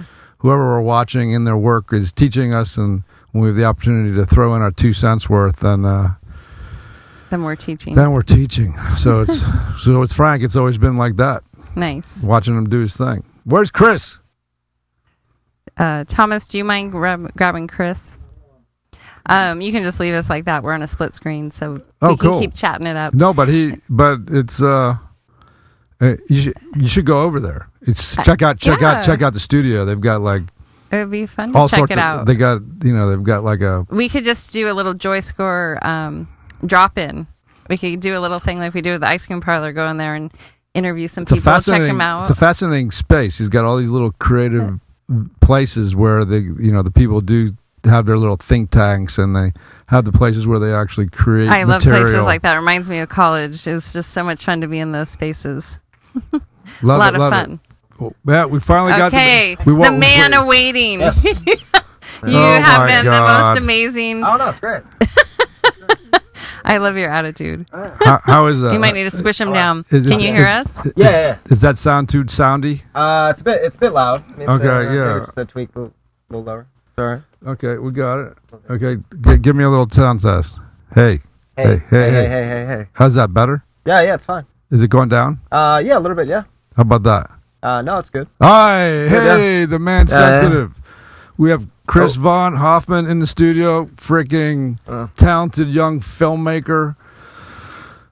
You got a film out now, right? The Monster Party. Yeah, Monster Party just came out this past Friday. How do you feel? Is that the Lemling, right? Today. Yeah, I mean, it was there. I think tomorrow was actually the last day it's there. But okay. Yeah, it was like select theaters across the country, and but it's like they just machine gun it out on all like digital and HD platforms and all that stuff. You look like such a young man. How'd you get into this very competitive, dynamic field? I guess just massive tunnel vision for just 30 years of my life. 30 years? Yeah. Are you Did even you 30 start years this old? when you were 2? Yeah. Pretty much. I mean, honestly, that's not that far from an exaggeration. You loved. What was your first camera you had? You can pull that thing to you if you want. If you want to lean back, it's up to you. I had a small little high A camera when I was 8 years old or so, and but before that I'd used my my dad. He was a photographer in the '80s, and he had some equipment, and he had one of those big. He also had one of those big news reporter April O'Neil kind of cameras. The big PAL camera. Oh yeah, VHS? You load up the tape on the side and all that, total old school. And so I just shot tons of stuff on that camera, and then they eventually bought me a high A camera when I was 7. How were you editing on that thing back then? I wasn't. I didn't really know the process of editing. Yeah. So I just kind of shot everything in camera and edited in camera, and I would always kind of get bored with whatever story I was telling, and I would kind of jump on to the next thing. And I had very short attention span with what I was making. How do you find the themes to tell your stories? Where are you pulling from? I mean, I think I've always been really attracted to I guess sort of sensational storytelling. I love the genres horror, thriller, dark comedies, action movies, crime movies. But I think underneath it, I always want to definitely put a lot of my personality into it, a lot of I guess where I'm coming from, I guess from I guess I like to put a lot of subtext into my stories, and always kind of pull from something from my childhood, from something very personal to me, from my upbringing, and try to slip it underneath so it is more than what it is, basically. Are you doing the directing and the camera operating or these days? Or I mean, not so much camera operating now. I mean, I've definitely done camera operating in the past on my own stuff, definitely. Done it on I've done on 16 millimeter film as well, which is kind of cool. Are you writing it too? Oh yeah, definitely right. Yeah, is 16 millimeter coming back? I hope so. I mean, it's a very I hear in Rome there's this big rebirth of 8 millimeter film. I love it. It has such a nice quality. Oh, I love 16 millimeter. I mean, because for me, 16 millimeter film looks like what 35 millimeter looked like back then, and 35 millimeter almost looks like digital these days. Yeah. So I mean, but. Well, listen, you must be I guess as you've realized, people are following you into your vision. So that's a leadership position. I mean, is it just people so intrigued with your talent, or do they just, or how are you? How do you organize all these people? Like, how are you?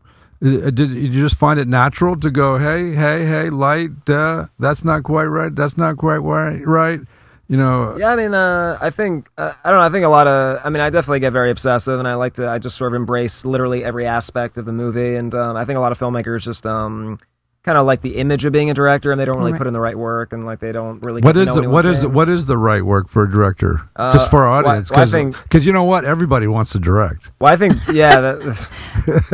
I think we all want to direct some aspect of our life. Yeah, I mean, I think the best definition of a director is like the last man standing, and I think like that's I think you just really gotta.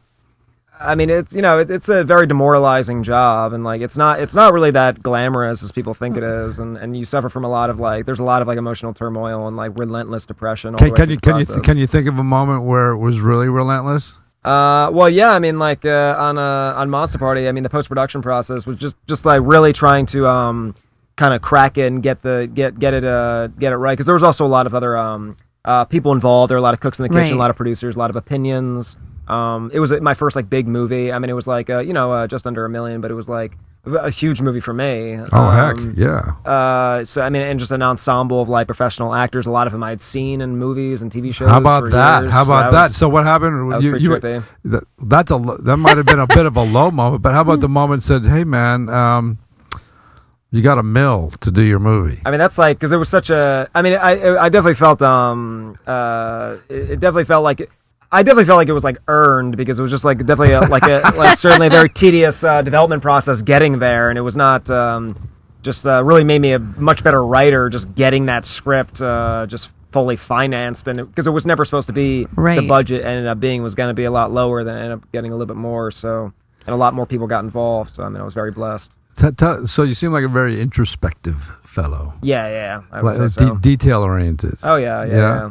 So when you go into your you seem like you're actually very present right now. Oh yeah. Seems like you're very much in the room. Totally, yeah. So who taught you that? I mean, I probably get a lot of that from my father. Maybe. I mean, he. I am definitely like my parents' kid. I mean, like my father and my mother. I definitely am very much a splice between both of them. Were they very present and sort of detail oriented, or passionately into trying to capture a moment? Because that's pretty much what you're doing. You're trying to capture a moment. You're trying to capture life in the frame. You're trying to. That's what that still camera really helps you do. You used to have one click to try to capture a magic moment. Oh yeah.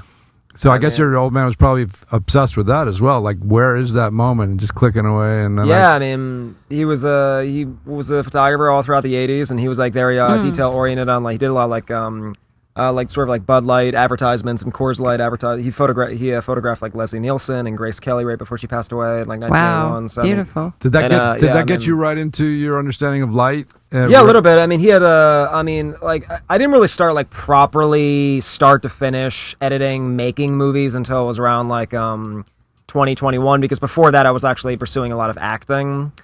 Still I was always writing. I actually consider myself a writer first and a director second. Actor first, writer. I'd say a actor first, writer, actor, director. I mean, I guess all that stuff can happen right away in the beginning. But writing, I was just writing short stories all the time and just writing all the time, and I really enjoy writing. But yeah, I mean, I mean, I think with my dad, he just had this sort of attention to detail with these sort of advertisements, and I definitely he had a lot of C-stands, and he had this old kind of creaky tripod that was falling apart as I was making this movie when I was 20, and that was when I was 20, that was my first time actually making something from beginning to end and getting a bunch of actors and learning how to put together a movie. Right. And then I just never stopped from that point on. But before that, I just made a bunch of unfinished shorts. But I was always filming stuff and always writing stuff all throughout since birth. Where did the inspiration come with your writing?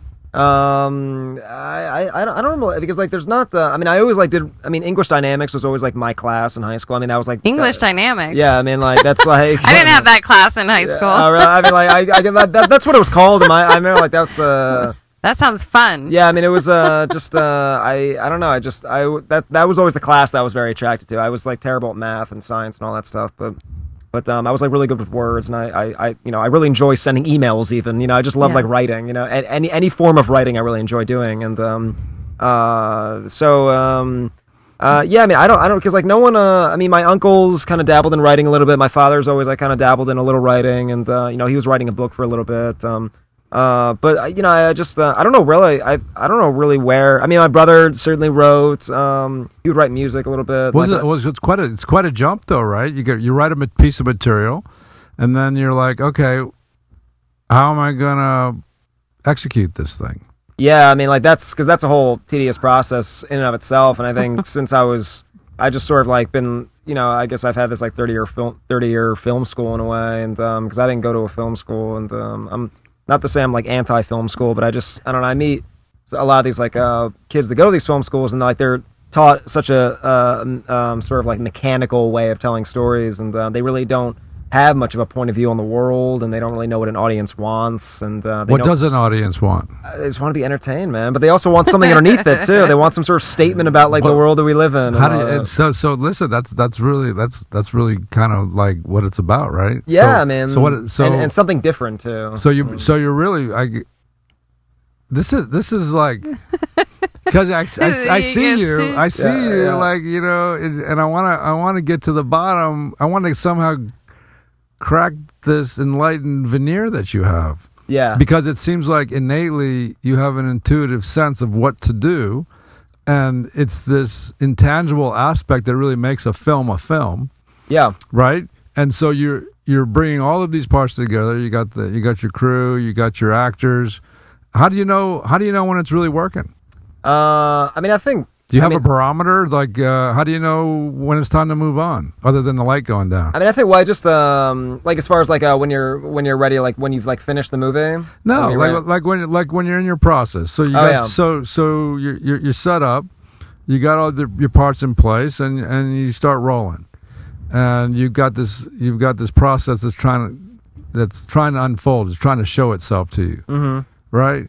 So how do you know that it's time to move on? I think I mean in the beginning I sort of like kind of certainly in like the early beginning you always kind of like struggle a little bit, like do you know if you got it or not, but like I think over the last several years I really like it's definitely like a gut instinct, and I just it comes really down to cuz I just try to like prep as like as much as possible, and like to the most tedious degree, and so I think like I just see the movie in my head for such a long period of time, like every waking hour. So like once I see it on screen, it's like you just like gotta just. I mean, like once you see it, what's in your head. I mean, I've gotten a lot better about that. Of just like understanding like right off the bat, like that's exactly how I saw it in my head, and or it's like almost it's almost like quite there, and like the problem always happens like when you have like such like truncated schedules and like so like super tight schedules where it's like. You just, sometimes you can't get everything 100% perfect, but like that's always like I say like that's like a goal, not a destination. But you definitely just try to make like the best version of that script possible, and it's always a gut thing. Just from the little bit that I've seen, and I'm definitely going to see both of your features. The style. It seems like you've. I like the style. Seems like you've managed to etch out your own style. Do you feel you have a style now? Do you feel like you're starting to see some crossover between the films that you're making? Yeah, I mean, I think a lot of like a thematic crossover, definitely. Just stuff that I guess like I start to like understand like what kind of performances I like and what kind of. I think it really comes down to like the tone. I think I really know at this point I'm very like specific and very clear about like the tone that I'm going for. No matter what the story is, but I just know like the kind of tone of performance that I go for, and which is just like I like no matter what the story is, I like sort of like raw and grounded, but just like slightly heightened at the same time, where like it reminds you that you're in a movie, but just like slightly heightened, but just like but also still like very like raw. And I like I know like the kind of faces that I want on camera and all that, and I'm not looking for like kind of goofy looking faces, like very like raw, kind of like You wouldn't put Jim Carrey on. Oh, I mean, like, well, that's, I mean, like, no, he's phenomenal, but, I mean, I guess, like, I don't know. That's a goofy face that comes to mind. He's a master at goofy face. Yeah, that's true. I mean, you should see this movie called Rubber Face that he did before he was anybody. It's, like, all about him stretching his face out and showing the audience what he could do with his face. It was, like, 1991 or something. I love it. Yeah. But you're in this process, I'm still not asking them the right questions. I'm still not zeroing in on what I got to get from this you guys have a similarity here, Thomas. Talented young man. Thomas is always because I'm trying to like get the magic algorithm. You know what I mean? Because each one of these extremely talented people are in touch with an aspect of something that somebody else doesn't necessarily see, but when they see it in the frame, it's living. Yeah. And these gentlemen have a sense of when it's living and when it's not. And that's a very, very refined skill. Absolutely. And you seem like I'm talking about you like you're not freaking here. But I'm talking to her now. Yeah. Well, but you can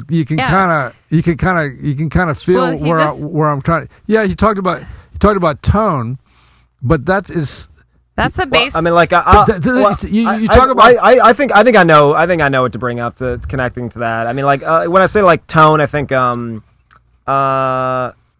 Well, I mean, like I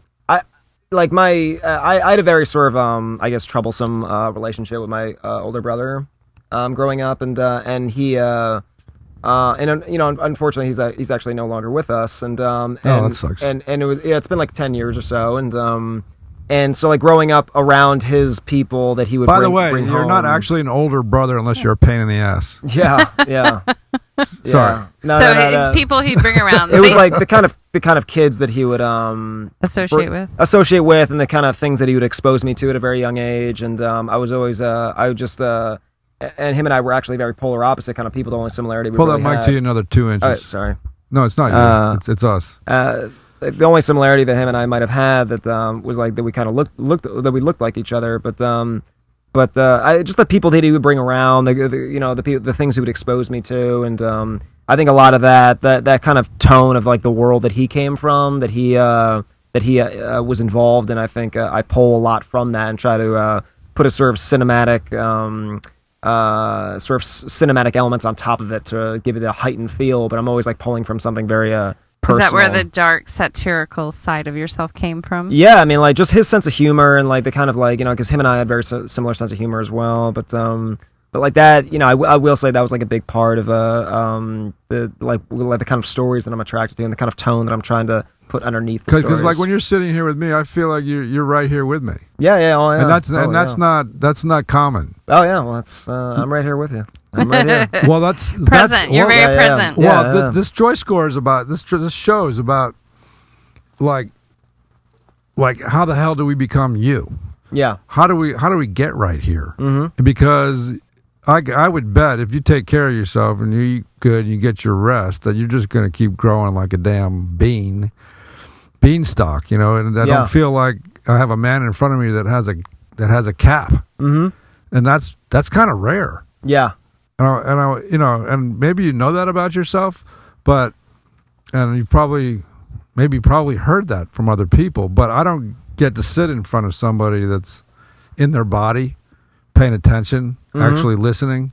Yeah, I mean, feeling like there's nothing else in the world except you in that chair in this space. Yeah, I mean, and that's inspiring. Yeah, it's probably a huge grounding force in how you're able to lead a production. People probably get that sense about you.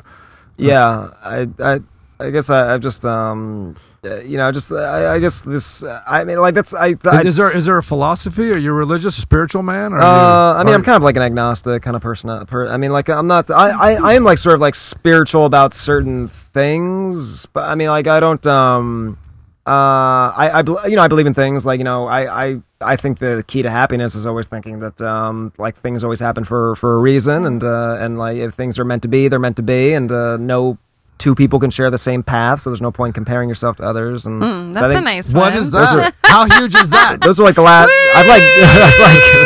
Especially in a world of, you're talking about destiny, baby. Those things have I had a big like revelation like back. I had like finished my movie like back in February. Okay, now we're getting to the juicy stuff. I had like finished my movie back in February, and it was like a big chapter in my life. And I was like, if I can get through that, I feel like I was like invincible for like a month. Wow. I feel like if I got through that, man, because like that was like that process was like. That was like a true, in the best possible way, but a true baptism by fire. Well, you remind me. I mean, the determination. I don't think people understand the determination it takes to get through a feature at the helm as a director and as a participant in the editing process, or even editing it yourself. Because there's another guy that I'm a huge fan of, Michael S. Ojeda. And I had the privilege of, acting with this guy. He was my DP in one film in 96, and then, he brought me on in a film in 2015. And so I've known this cat for a long time, and he's one of the toughest, most determined, follow-through individual I've ever known. Yeah. And there's an aspect that you share with him, but then you have your own unique perspective, and it seems like you're just taking life moment to moment and you're learning from it. It seems like life's a learning moment for you. Yeah, I mean, I just, and you're not saying that you're attaching it to any sort of a conscientious practice. You've just tapped into the fact that you like being here, and here's where it's at. Yeah, I mean, exactly. I mean, I definitely I think every person who sort of creates stuff or writes, I think suffers from some sort of degree of depression or anxiety and like that. Do you have that? Oh yeah, I mean, I've sort of suffered from I hate saying suffer. It sounds like I'm inspiring sympathy or something. Hey, you're gonna make film, boy. You're gonna suffer. Sympathy. Yeah, exactly. I mean, I'm just I want to inspire sympathy. I'll suffer. I don't know. Ever since I was 14 or 15, I've had this weird odd depression for some reason, but I've never been able to shake it since then. But it's just sort of is it an anxiety that drives you into the moment? Yeah. Does it say I don't want to be there, I'd rather be here? Sort of a perspective. Yeah. I mean, maybe. Yeah. I mean, I think I like having all these sort of depression, anxiety, all these things in me, because I think it does drive me forward in a way. Well, I think you would have to be somewhat depressed sometimes to access some of the subject matter that you're doing, to give you a weird spin on things. Yeah. Right? I don't mean weird in a bad way. I mean it's kind of it's his dark comedy to make a dark film. Yeah, he's getting a kick out of saying, "Yeah, that's fucked up." It was your destiny. Yeah, my dad's always asking me can't you make a film that isn't I'm it doesn't quite work like that. You really have to purge your own catharsis. That's why the people that love horror films are the nicest guy and the nicest people in the world. Yeah, and let's talk about this dark comedy, because I have kind of a twisted sense of humor. So me too. Yeah. It's fun to play with that. You can walk around the world all day if you're not too caught up in yourself and observe the satire that's unfolding at all times. So if you can share a little bit with the listeners, because this is JoyScore. Yeah. But how, and Thomas, you could speak to this too, how we can kind of just watch things that people might take on as traumas, but more from the observer point of view, and see a value of entertainment in them. Oh yeah. When we saw. Well, the JoyScore really comes from his ability to derive a huge satisfaction, even though it might be a dark film. The amount of satisfaction and how he keeps himself creative and moving forward into other projects, and how one thing triggers another thing, which allows him to go into his creative process. And that's raising his JoyScore. Yeah. That's allowing him to see things fresh, with a fresh pair of eyes, regardless of the subject. That's why I don't want my listeners to get confused, because just because somebody creates a piece of art that reflects the dark side, there's a tremendous exhilaration that can come from creating something that reflects a level of humanity. Yeah. And doing the work and watching it come together and actually piecing together something that feels like an aspect of life is a huge accomplishment. Whether Absolutely. you're a painter, whether Picasso had his blue phase, and Rodin, if you look at any of his sculptures, that stuff's kind of creepy. It's what the hell is that? Yeah. And he's one of our greatest that will ever be. And you can go down the list of Edgar Allan Poe. Absolutely. I mean, those beautiful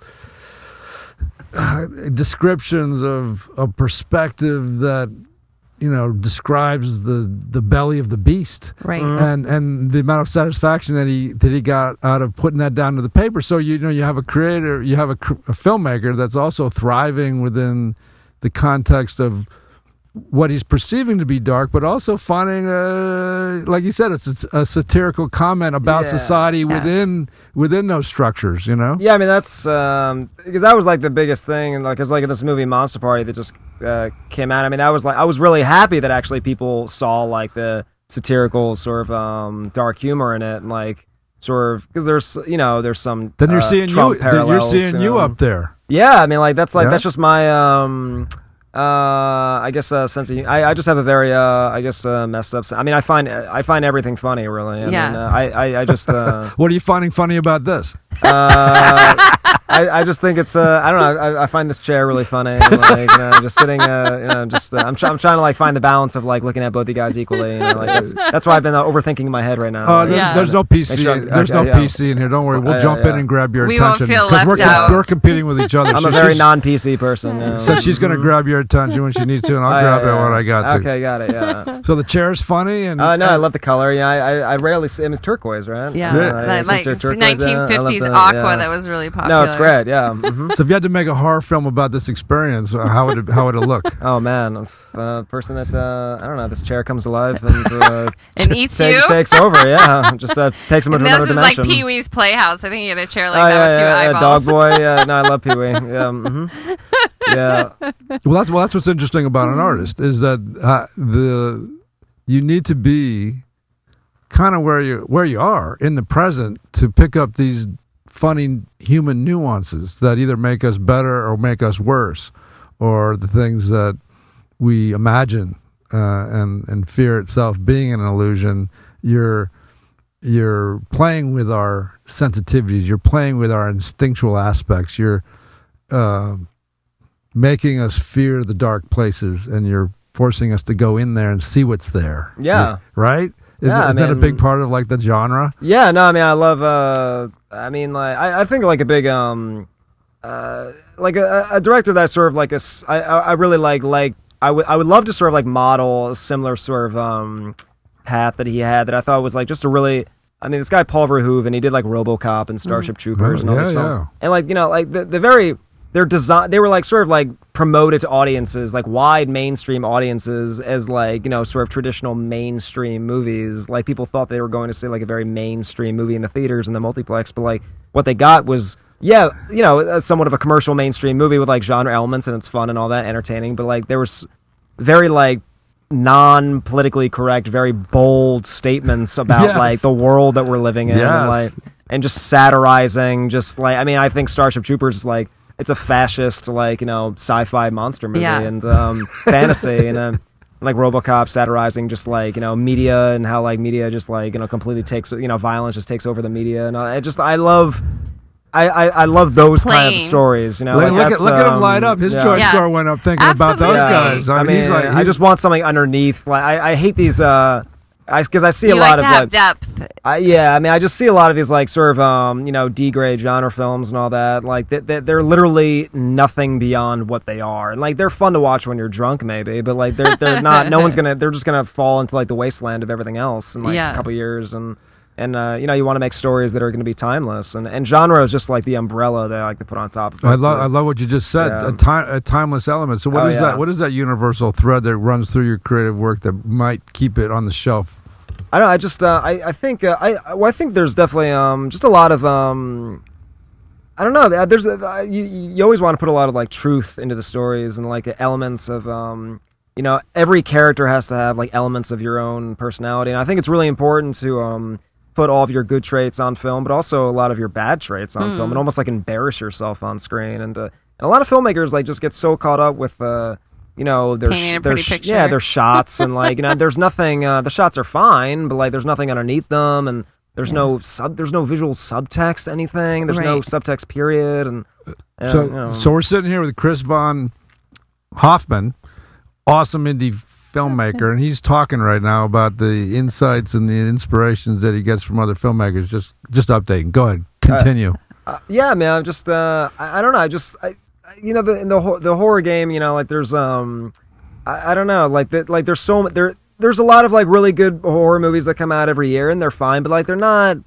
What's your favorite from back in the past? Because there's something back in the past. There's something about everyone kind of likes to be scared. Like we saw Halloween, and it was amazing how full the theater was. The newest one, yeah. Actually, my friend, an actress who was in Monster Party, is also in that movie as well. Yeah. But I loved the new Halloween because what they did, it was like reflecting the Me Too movement in a way, and there was so much because the director that made it's not a horror director; he's like an indie art house director.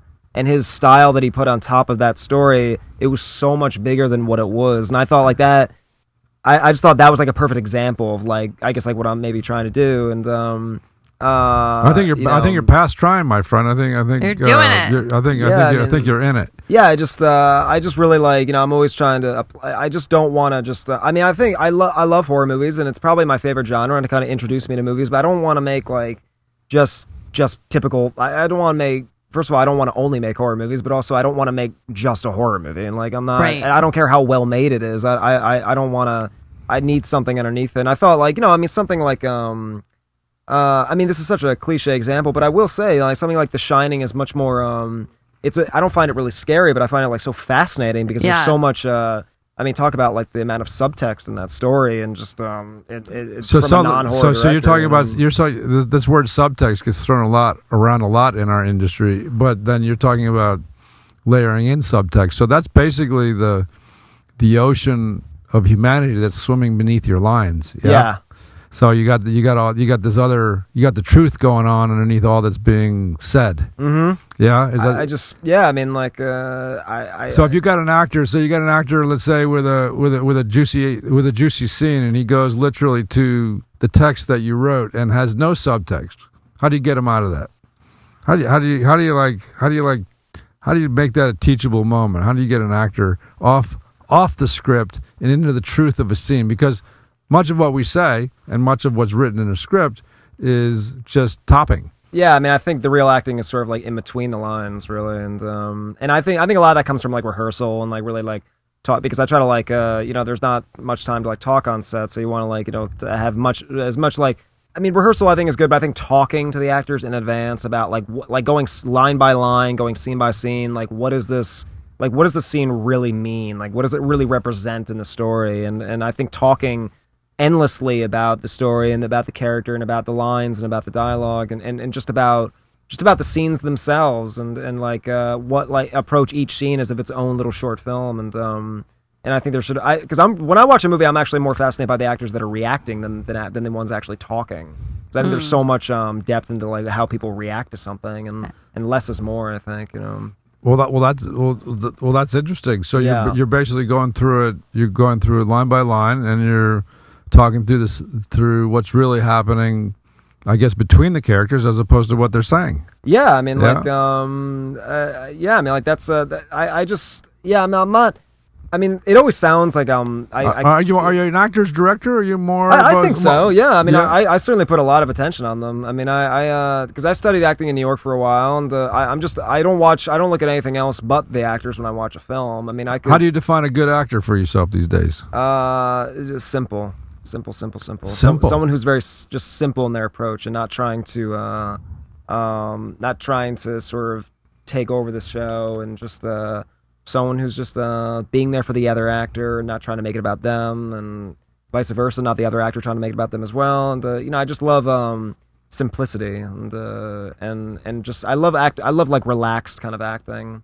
And I'm not to say I accomplish that every time, but I'm definitely like I feel like I'm How do you deal with the different styles of acting that comes up? So you cast like several people, and all of them seemingly have different backgrounds, and then you got to somehow get them all in the same movie. Do you find that to be a challenge? Yeah, well, like Monster Party was like a perfect example of that, because that was like an ensemble of actors. There were so many characters in that, and a lot of people on screen at once too, and a lot of different character dynamics, and a lot of different kind of actors, and.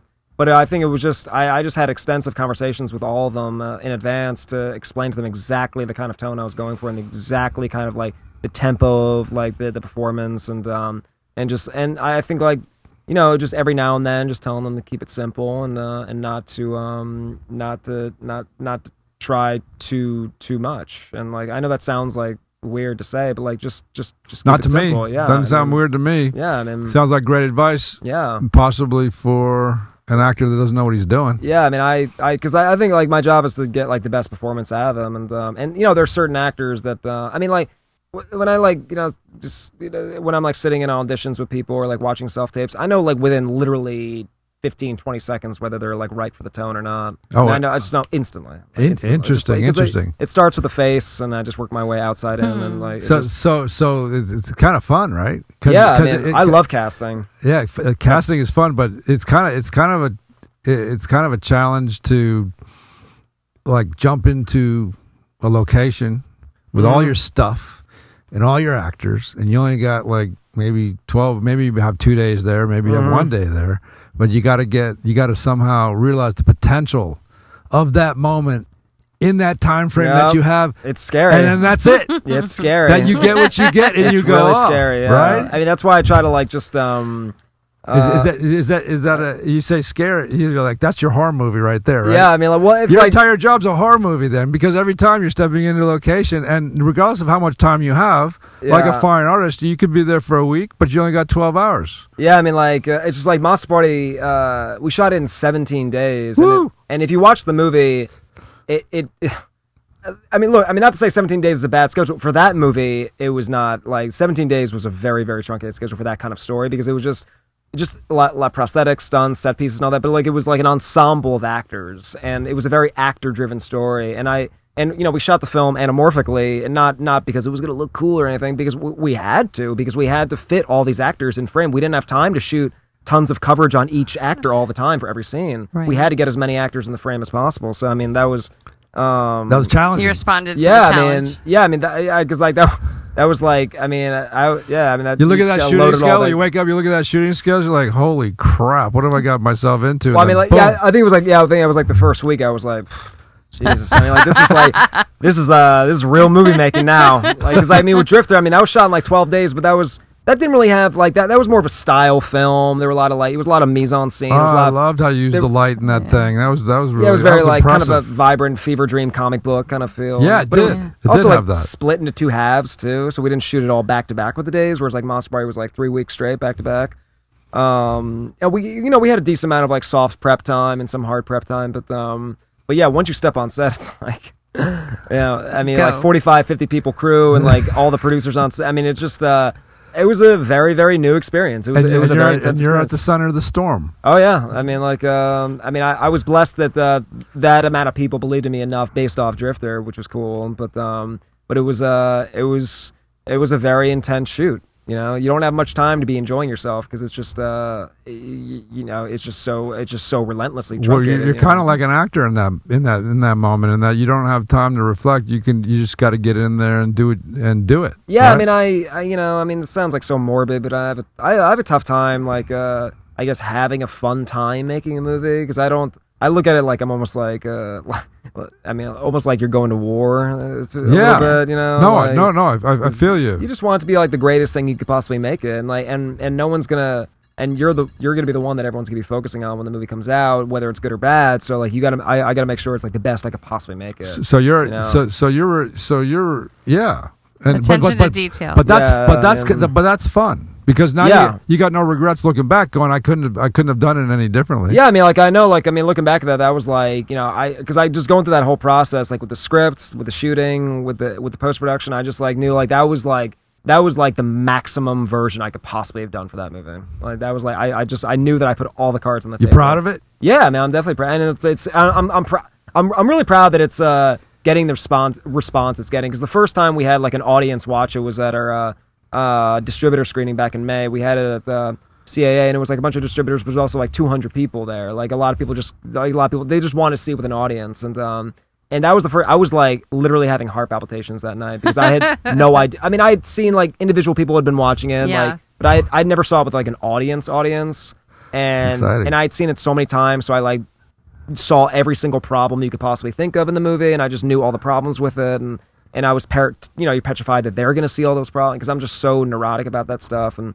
You got no control over that. Yeah, I mean, like, so I was just really excited. I was really, and then we had another screening at this festival that the distributor hooked up back in October, and then finally now the movie's released and seeing other reviews on like Rotten Tomatoes and all that stuff, and I was really, really happy that people are really getting the movie.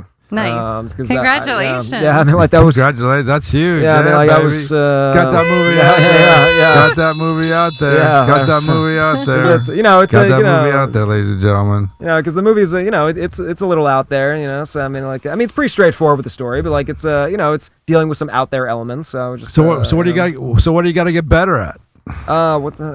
I feel like so many things. I gotta, what's the one thing that inspires you to get better at? What do you feel? Where do you, if there is a hole in your boat, where do you think it is? I think I just want to like. I think certainly like certainly like doing action, like that's like a big thing. Really want to like master like the art of like action set pieces. Just like really making sure that like, because I've never really worked with like a really proper schedule that ever made sense for the script that I was doing. So I think I'm really anxious to have like a proper schedule for a movie. Which would allow you to possibly realize your potential and your vision within the construct of whatever story you're telling. Exactly, yeah. Because there's so many things. I look at every. You know, I watch like the movies in the past every now and then, and I can still enjoy elements of them. But like, you know, it's I can tell that, you know, I just know if it was more of a appropriate schedule. All right, let's give you your schedule that you want. Your next movie, you got your schedule, okay? So now you're going to go onto that movie and get that schedule. Now, what do you need to get? What are you challenging yourself with? You got your schedule. You got all the time you need. You got all the talent you need. You got all the money you need. Now, where are you putting your focus? I mean, action's definitely a big part. Like, I just want to make like one of the greatest action scenes ever, and like that's always like been in the back of my head. I mean, like, that's a nice goal. Yeah, I mean. So what's it going to require of you that you don't feel that maybe you're other than maybe it's just experience, right? Well, I think it's just experience because I mean, a lot of times, you know, you have the people on there that have, you know, that can set that stuff up. You're going to bring somebody on. You're going to bring people that have done that before to advise you, and you're going to do all that and help you get your set pieces in order. Oh yeah, I mean, I've been like sort of like kind of forming a network of people, and I've worked with a stunt coordinator a few times, and like on 2 different projects. But like, you know, like it's always one of those things where like there's so many you know, because your eyes are always like bigger than the budget and always like bigger than the schedule, and that's always like sort of how I've been always. Well, the script always presents that, and then you have the reality of making it. Exactly, yeah, and that's why I've gotten like you know, I think a lot better about understanding and really understanding what, just like making sure that like the script and the story really kind of matches up with the schedule. I think I was sometimes a little too perhaps like maybe there was times where I was like a little too overly ambitious with what I wanted to do, and that's probably why I was just like, you know, getting old before my time trying to get it on screen, you know, and because it was just like I was like just,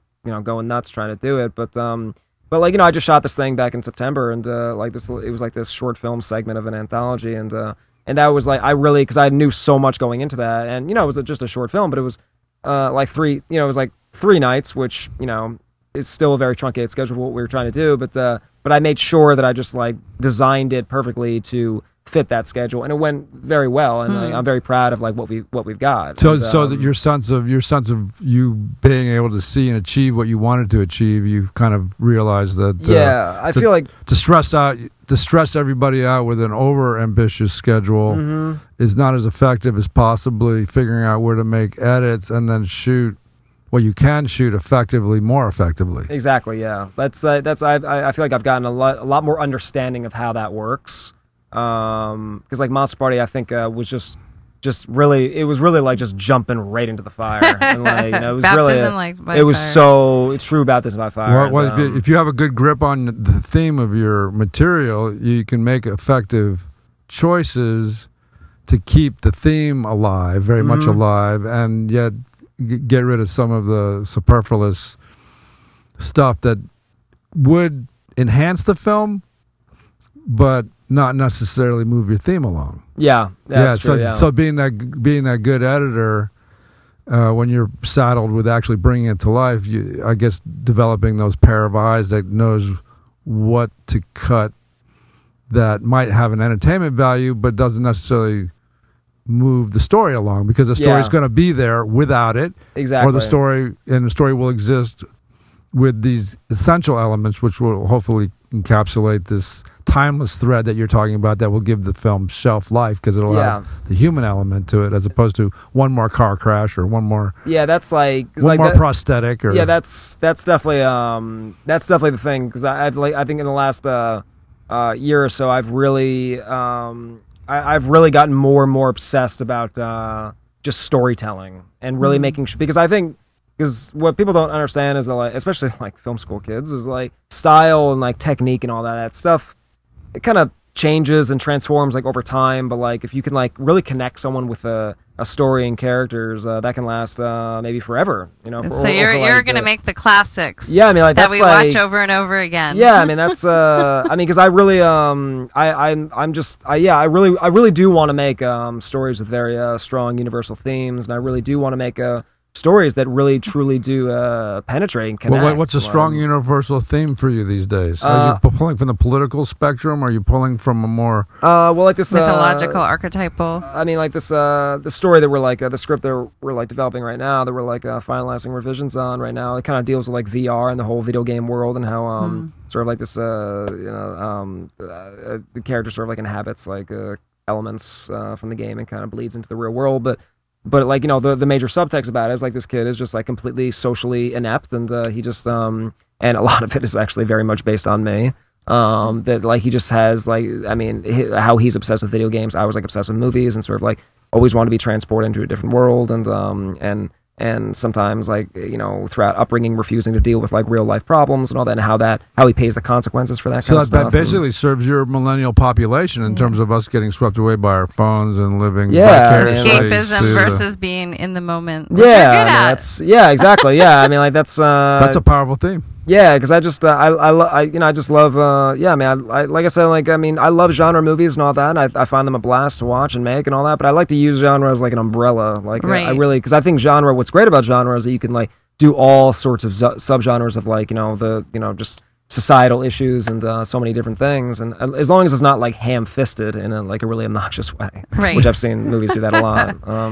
But some of those are classics. Yeah, well, I mean, like I saw that movie, like that movie about like sex trafficking or whatever. Like the couple gets like the wife gets kidnapped during like a cabin getaway, and it's trying to make this like exploitation kind of thriller, and then at the end of it, it's like has like this message by the end of it. Dean Cain directed that. Dean Cain. Yeah, Dean Cain. What do you expect from Superman? Oh yeah, that's it. Yeah, Dean Cain is he's that kind of guy. He's learning. He's learning. He's a little straight-laced, probably a little bit. Too much TV oriented, doesn't have a sense of the nuance there, probably. Yeah, but hopefully he'll learn, so we don't have to suffer through that again. Yeah. I mean, it's just very important. It is very important to me for like, I guess, down the line as a filmmaker and storyteller, to really want to tell stories that are going to hopefully entertain the world, and like something that is going to like I do want to like eventually make like very commercial like mainstream movies. I mean, like what's that gonna allow you besides the ability to retire?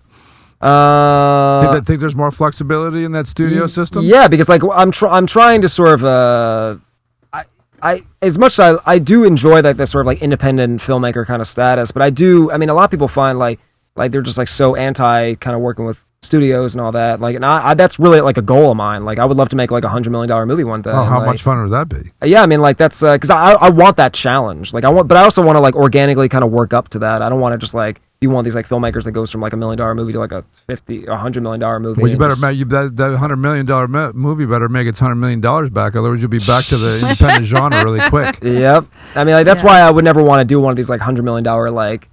If I were to do like $100 million movie, I would love to do like a franchise kind of movie. I would trust you. I would trust. From what I've seen, you can see the innate raw talent that you have. I'd throw that money in your lap and make $200 million off you easy. Yeah, I mean, like, that's I would love to like I'm just trying to like I just want to like get that. I just want to keep on making like bigger and bigger, more like commercial movies, but kind of put some.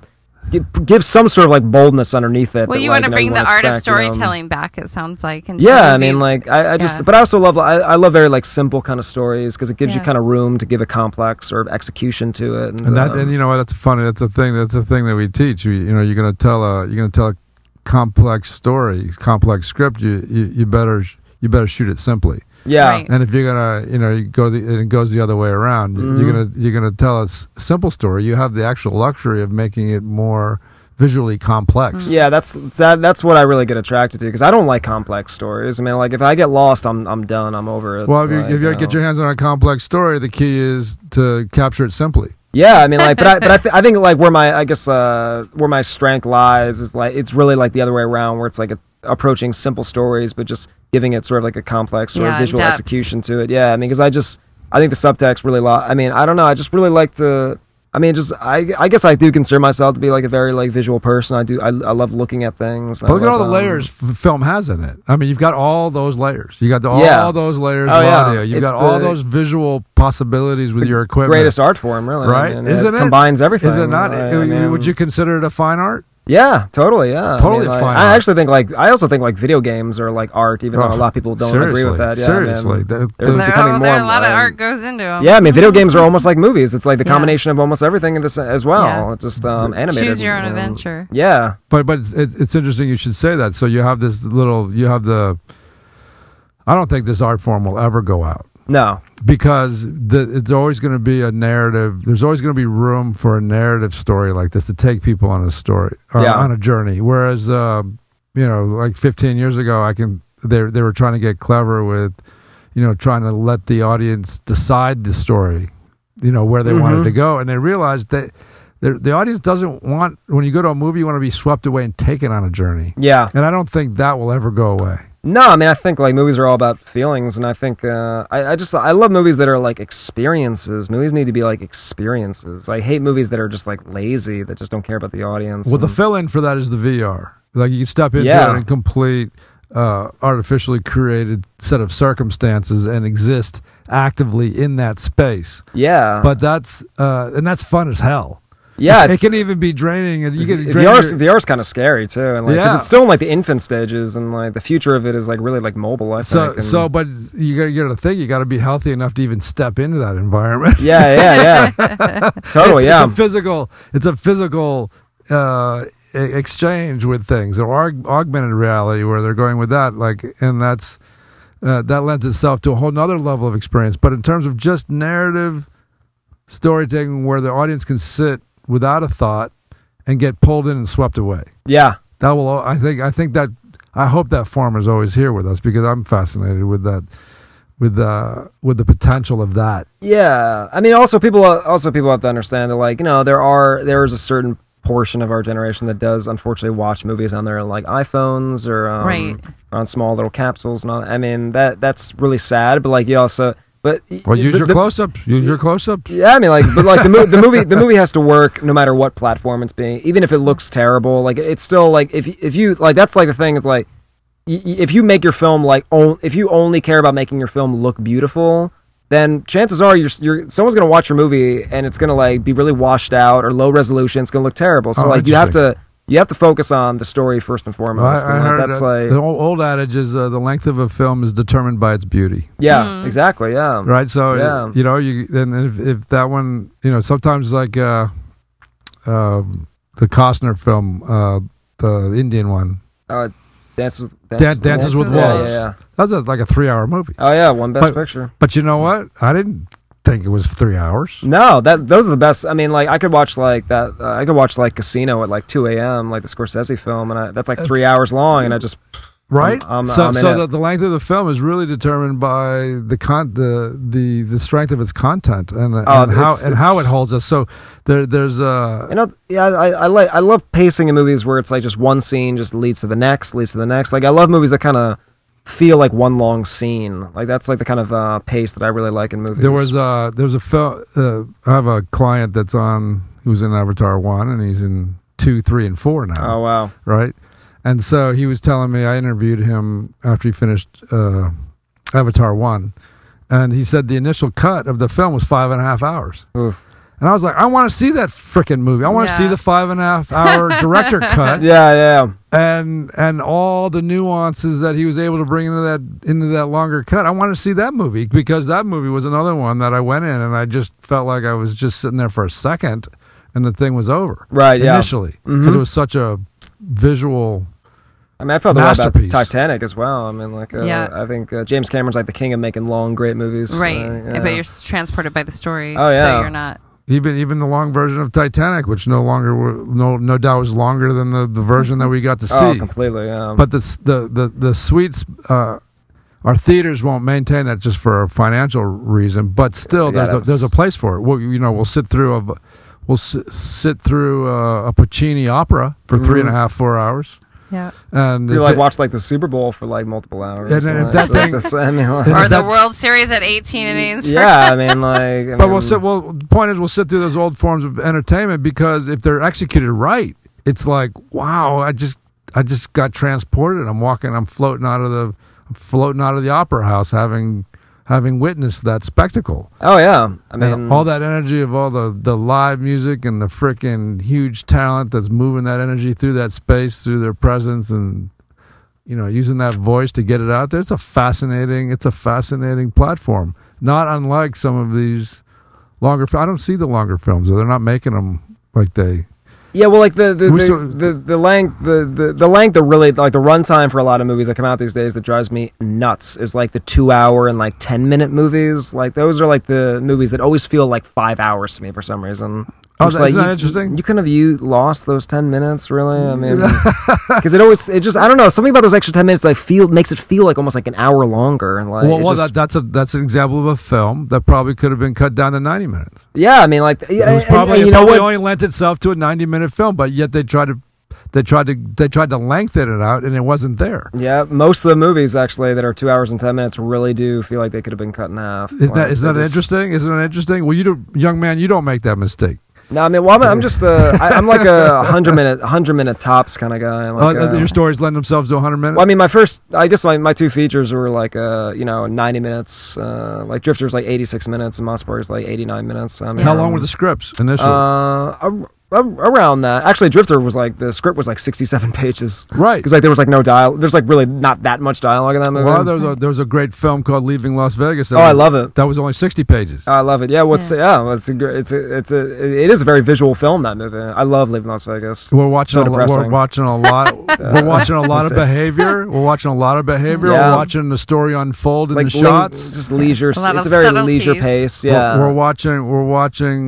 What he sees, and it takes time to set that stuff up, but that's pretty ballsy for somebody to give somebody a few $1 million with at the time Nicolas Cage was like the highest paid actor on the planet. Yeah, what a crazy performance to give an Academy Award to. Just like I remember like knowing my friend like telling me about that movie. I saw that movie like 10 years ago, and I was blown away by Nicolas Cage in that movie. Right, yeah. I love that film so much. He had a couple of he's had a handful of Oscar-worthy performances, but at that point in his career, he was at the top of his game. Yeah, that filmmaker had a lot of Mike Figgis. Right. Figgis had a lot of they gave him the reins and let him do it, and that's a 60-page script. Yeah.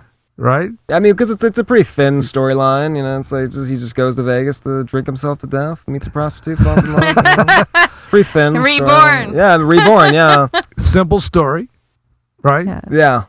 Shot rather super intelligently. Yeah. Oh, yeah. It's a very like poetic film. Yeah. To me, that's a classic art house. Yeah. Right a total art house film. Yeah. That was like that to me. It was like the birth of. It was like the rebirth of like the classic independent movement back in the 90s. Like, yeah, and that was when I arrived in L.A. right around the time that thing came out. I said, wow, the agents don't have it easy either. Yeah. I just like the biggest thing I always like remember from that movie is like Richard Lewis's like random cameo as like his like agent or something like they sees at the restaurant like in the beginning of the movie. I was like, Richard Lewis is in this movie? It's so random.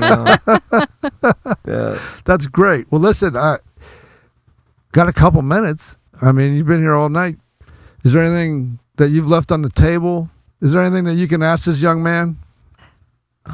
That we haven't challenged him with? Well, I would just give us a shout out of where we can find your work. Let's find where. My first movie, Drifter's on Netflix and like iTunes and Amazon. And then Monster Party that just came out this past Friday. It's still in select theaters, but it's not going to be in theaters for too much longer. But where is it? Is it around here? Is it in LA? Yeah, it's at the Lamley Monica Film Center, Santa Monica. Let's go. Let's go see that. Yeah, I mean, it's like I actually think tomorrow's the last day it's playing there. But what day is it tomorrow? Thursday. I can do it. I don't think I have Yeah, I mean, clients. there's like a 1 p.m., 3 p.m., 7 p.m. I don't have clients tomorrow. Maybe journey up there. Yeah, I mean, but then it's also like they like really like shotgunned it like on like literally every single like cable and VOD platform. So it's like anywhere online digitally you can find it. And, this is Chris Von Hoffmann, people. That's who we've been talking to, and it's such a pleasure to have him in the Joy Score studio sharing his journey. And I look forward to seeing you, because we had you here and we can just watch this wonderful thing evolve. Absolutely, and I hope you don't forget us to let us know when you have your screenings and stuff like that, because we'd like to attend. And when you have another film coming out, you're more than welcome to come back, and we'll get you started on time next time. Oh no. To talk about whatever it is you have coming up, because you're a fascinating young man. And thank you. I feel, and I'm sure a hell of a lot of other people and your fans can feel a lot of potential with you, and it's just gonna be fun watching you skyrocket. Totally. Well, I appreciate that, man. Thank you for having me. Thank you for being here. Yeah,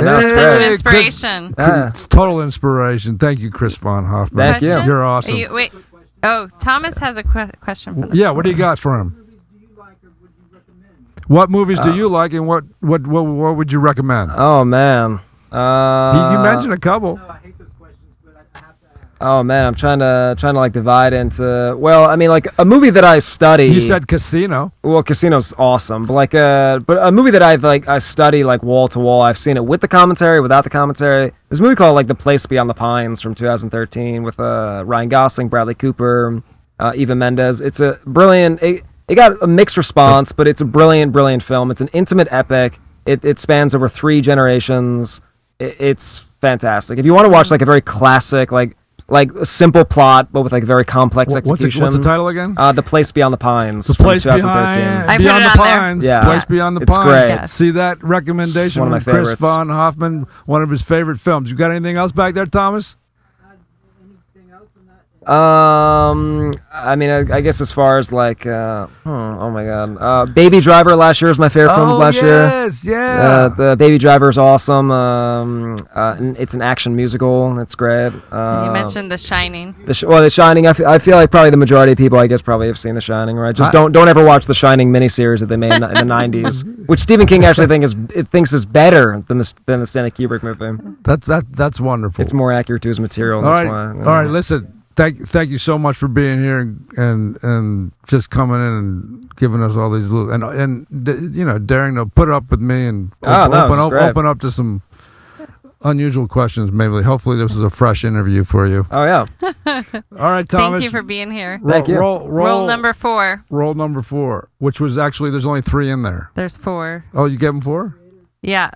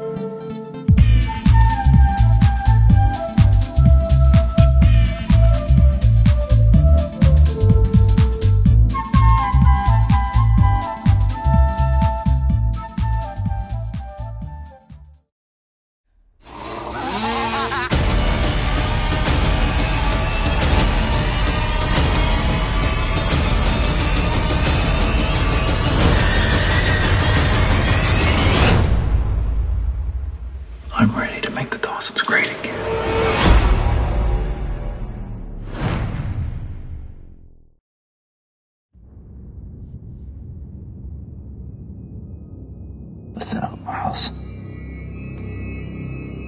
And open your goddamn ears. Look around, what do you see? It's a wasteland. There are no more rules. People do whatever they want.